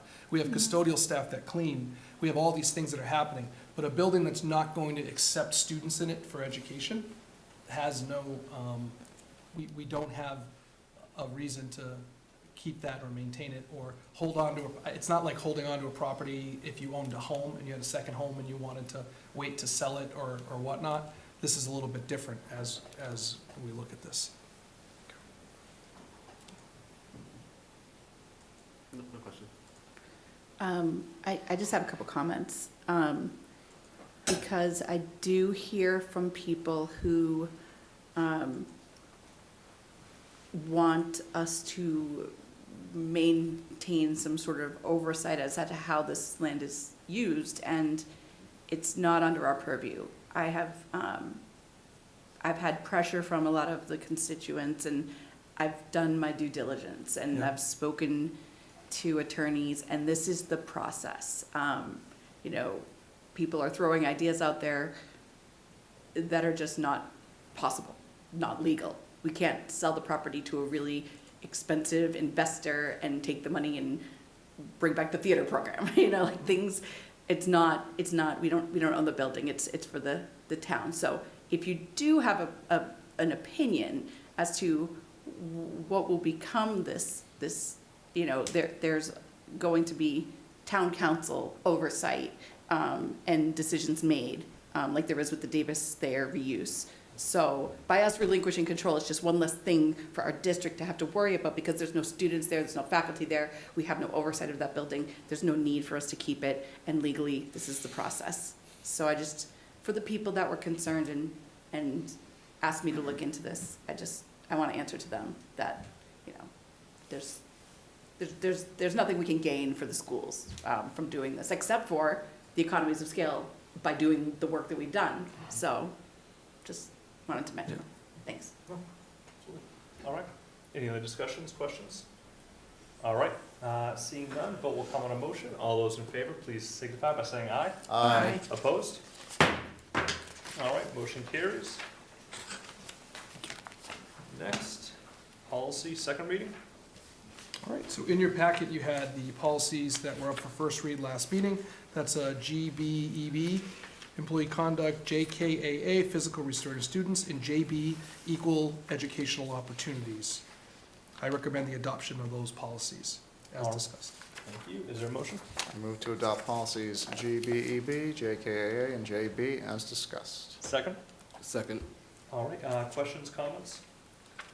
just a clarification, and these are also still policies that are from the, Integrated monitoring view from DESI. thank you. Finally, you want to start getting our own stuff. Yeah, And please. just Looking a forward little to bit. All right. Seeing no other questions, vote will come on a motion. All those in favor signify by saying aye. Aye. Any opposed? All right, motion carries. Okay. Discussion only items. Okay, so we have a school committee meeting scheduled draft in front of you. Ultimately, what we've done, I just want to point out that every year we put this together, we look at it, we look at the dates to try to make sure we're consistent. Now that we've moved our budget cycle up a bit, what we've done is we've tried to look at the dates of the meetings, because right now, if you know, we have a meeting on the 4th that through your flexibility and agreement, we were able to put on the books so that we could get to the 11th and have a vote. So what we've done is we've shifted from one date in February to 2, just to accommodate the idea that if we're trying to keep on the same pace next year, we would have that ability. So you'll see a July date. We usually do a 1 in the summer. The chair then makes a decision at that time on whether we need to hold that meeting for business or not, depending on what's happening or attendance. And then we move into 2 in August. That's typically where you get school updates and you have handbook approvals.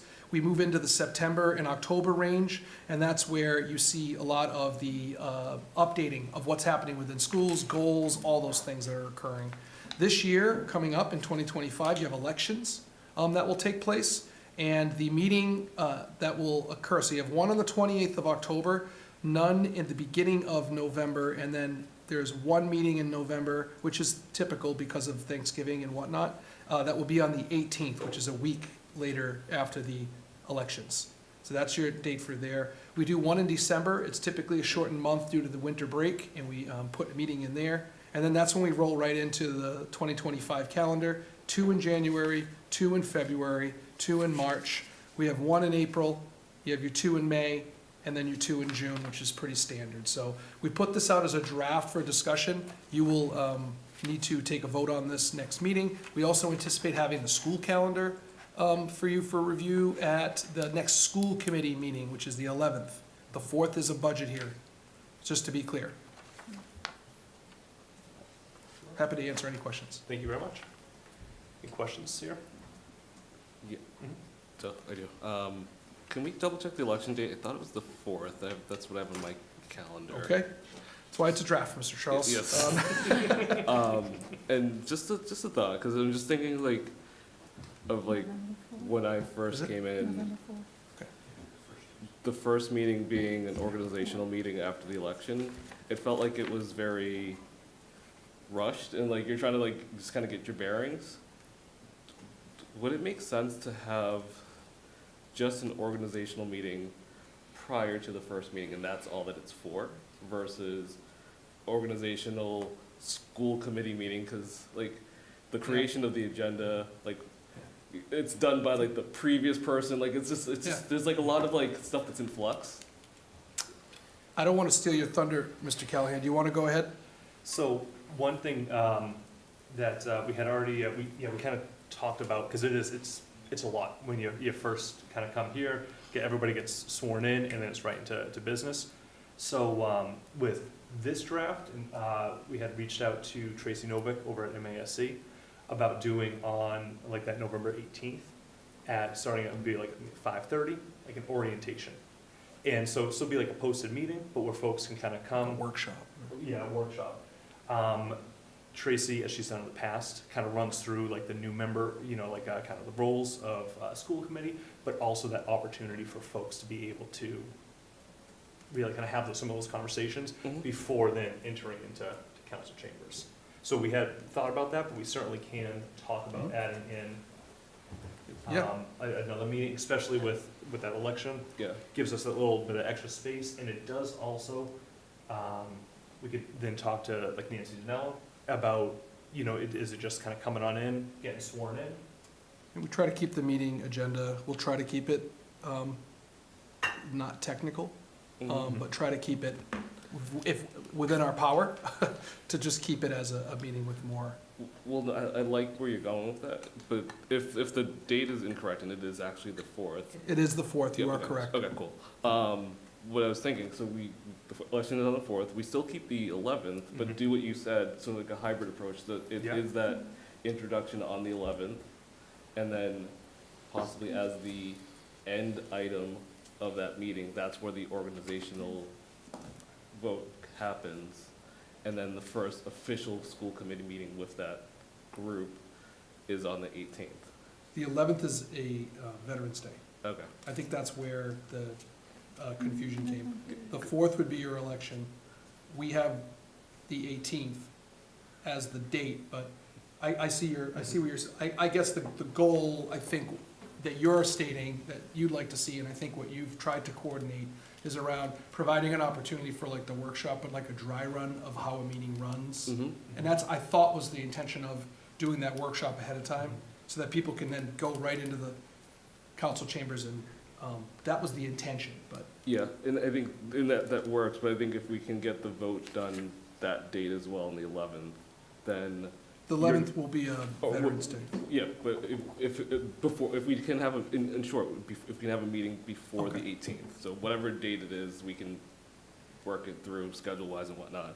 But I think this way, at that workshop meeting, if we do the vote at that point, then the chair, vice chair, superintendent can then plan for the 18th meeting. So it's more like rolls into the process versus like, because that first agenda is not managed by that chair. It's managed by the predecessor, or, so it's just how do we like just streamline the process of it, that's all. We got certainly plenty of time to kind of reach back out to Tracy, which she was astonished that we were kind of planning that far out in advance, so to be able to kind of scoot around a couple of different days, I'm sure would be manageable, but we can definitely kind of. You could take a look. I think your intention was, if people are already coming out for November 18th, was to say you're already out, come early. Similar to how we've been doing the budget and the whatnot. That was the idea, but the point of trying to get some of this stuff squared away before you head into the meeting is one, I think, that for sure, depending on what you want to do about the date or whatever. I see that. But no, yeah, we can definitely do that, and also maybe in between from now until the next full school committee meeting, we'll kind of discuss this. Chat with the town clerk, just to kind of make sure too, that in terms of like the swearing in, like what the specifics stipulate, if that has to be in council chambers on the designated time, or if it could be at a or up on the 3rd floor. So, all right, terrific. Any other questions, comments? Okay. So we can discuss this, and then on the 11th, we'll put a calendar out in front of you for vote, which will have the correction of the 4th, good catch, and then anything else you decide that we need to do, we can add, okay? Perfect. So this will be on the 11th, okay?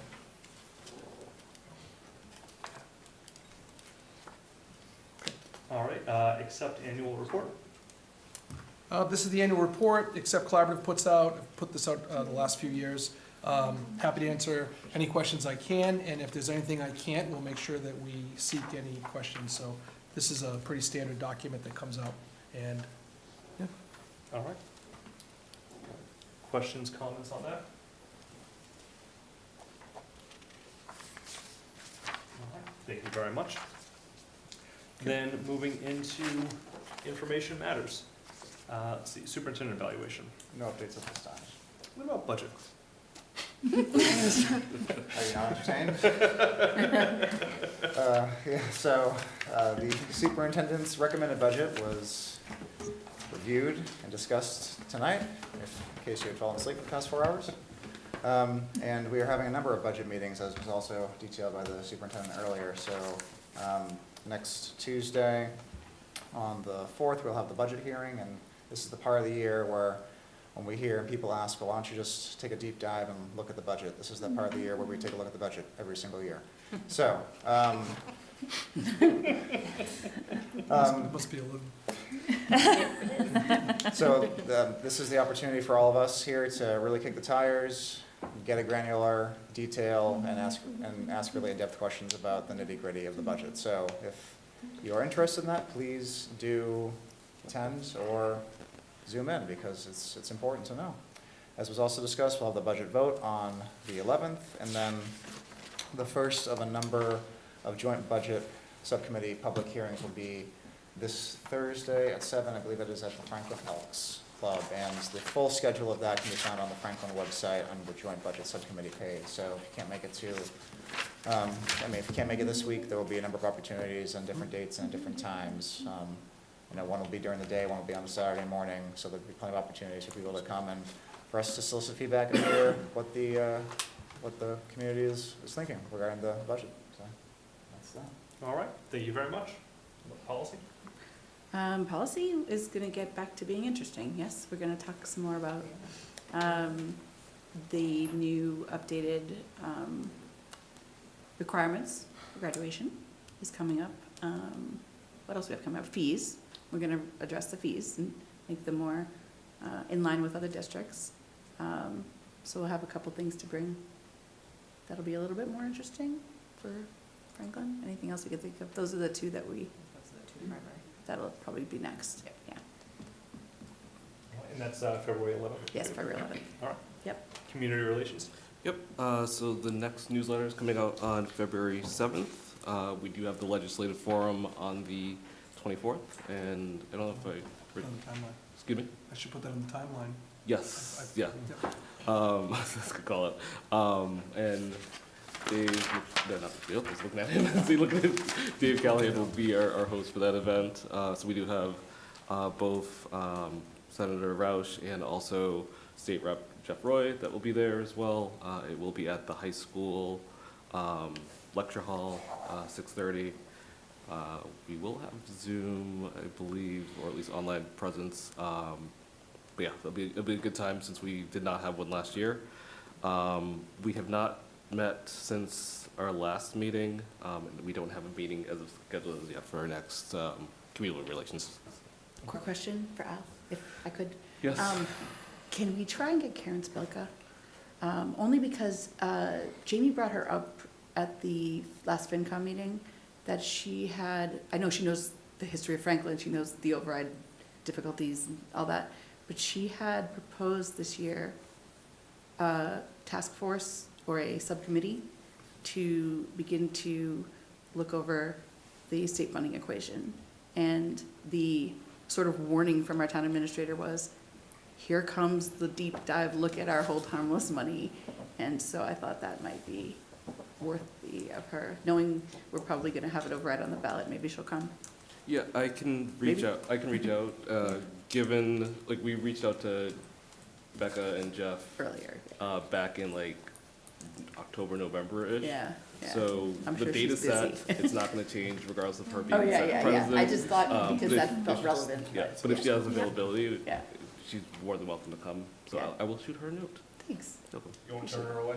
You won't turn her No, away. but I will not change the date for her. a lot of work's been gone into it so far. How about joint PCC? Joint PCC, we had met on the, what date was that? Feels like it was forever ago. Bear with me one second, I look at my calendar. Sorry. Last Tuesday? Was it last Tuesday? Like, we had like a billion meetings, so it's like. Last Tuesday.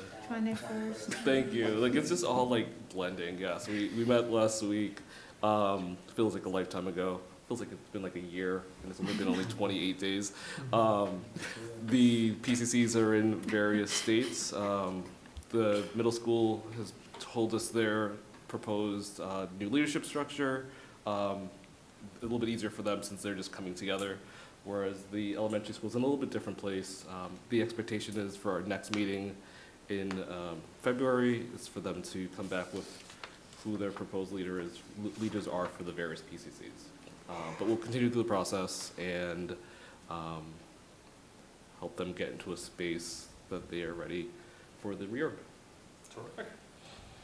All right, school wellness, Next meeting is February 11th. and what about mental health? We didn't have a meeting this morning, because we're gonna be at the Panther Pride, Panther Thursday Pride. night. So make sure you find that table if you're coming to Panther Pride, because there's a lot of good resources and info for the kids and the parents. Yes. More the parents. We did some That's good right. stuff for parents. How to So, prepare your child for ninth grade. Just Thanks. take a breath. Thanks to Sarah Maybarty too, because Yes. that is a parent who's really stepped up in that She capacity. is fantastic. Yeah, appreciate her. Wait, hold on a second, sorry. This Thursday is Panther Pride? That is correct. Right before joint budget subcommittee. I listening can't go. I'm gonna be at the Elks Club. Yeah. Just come over. and- No, it's like, once again, this year's going by way too fast. I'm like, yeah, I got another month to go before that. Okay, yeah. Nope, that will be this Thursday, 5:30 PM, Franklin High School. Yeah. Yes, I'm tired. And again, the message for the parents to take a breath. Yeah. Take a breath. That is the message, yeah. Let it be. Yeah, I'm gonna need it. You could do some reflective Should be to our breaths. administrators. Take a breath. Lead through it. Nice. And how about reorg liaisons? Yeah. We met, we discussed a lot of things. I So like that we summary. got updates, basically looking at the timelines that have been provided thus far. As was alluded to earlier, we're going to get a great update on transportation for those, who are looking forward to it. I know there's a lot of people who are anxious. It does look like we have a really good kind of story put together, and we're just putting in the final touches, so I'm looking forward to that in March. And beyond that, I think everything else is pretty much covered tonight with really the savings and the impacts and kind of our next steps. All right, terrific. So then moving on to consent agenda. I recommend approval of the minutes from your January 14, 2025 meeting as detailed. I recommend the acceptance of $5,250 for FHS scholarships as follows. $250 from Johanna Jobin for the Jacqueline Schaefer Scholarship and $5,000 from Thomas Wagner for the Thomas Wagner Scholarship. I recommend the acceptance of $225 from BJ's Wholesale Club for district-wide in-house enrichment as detailed. I recommend the acceptance of $3,102 from the Franklin Music Boosters for in-house enrichment as detailed. All right, is there a motion to approve the consent agenda as detailed? Move to approve the consent agenda as detailed. Second? Second. Any discussion, questions? Thank you to the music boosters. Wow. I mean, everyone, but yeah. All right, then that vote will come on a motion. All those in favor, please say aye. Aye. Opposed? All right, motion carries. Citizens' comments. Are there any citizens in person or online who would like to make a comment on an item not on tonight's agenda and falls within the committee's purview?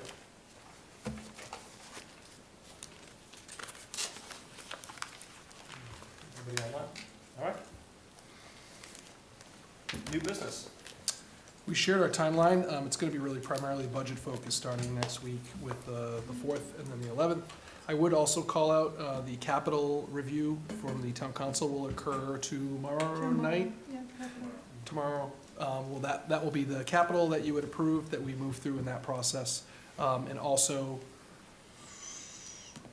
we already talked about joint budget and Panther Pride and the whole thing, so thank you. That's it.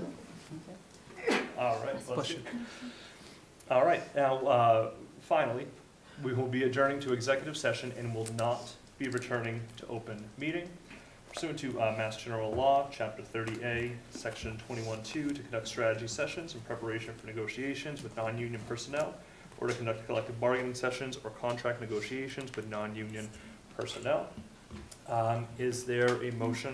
Motion to enter executive session. Second? Second. All right, all those in favor, please say aye. Aye. A great night, everybody.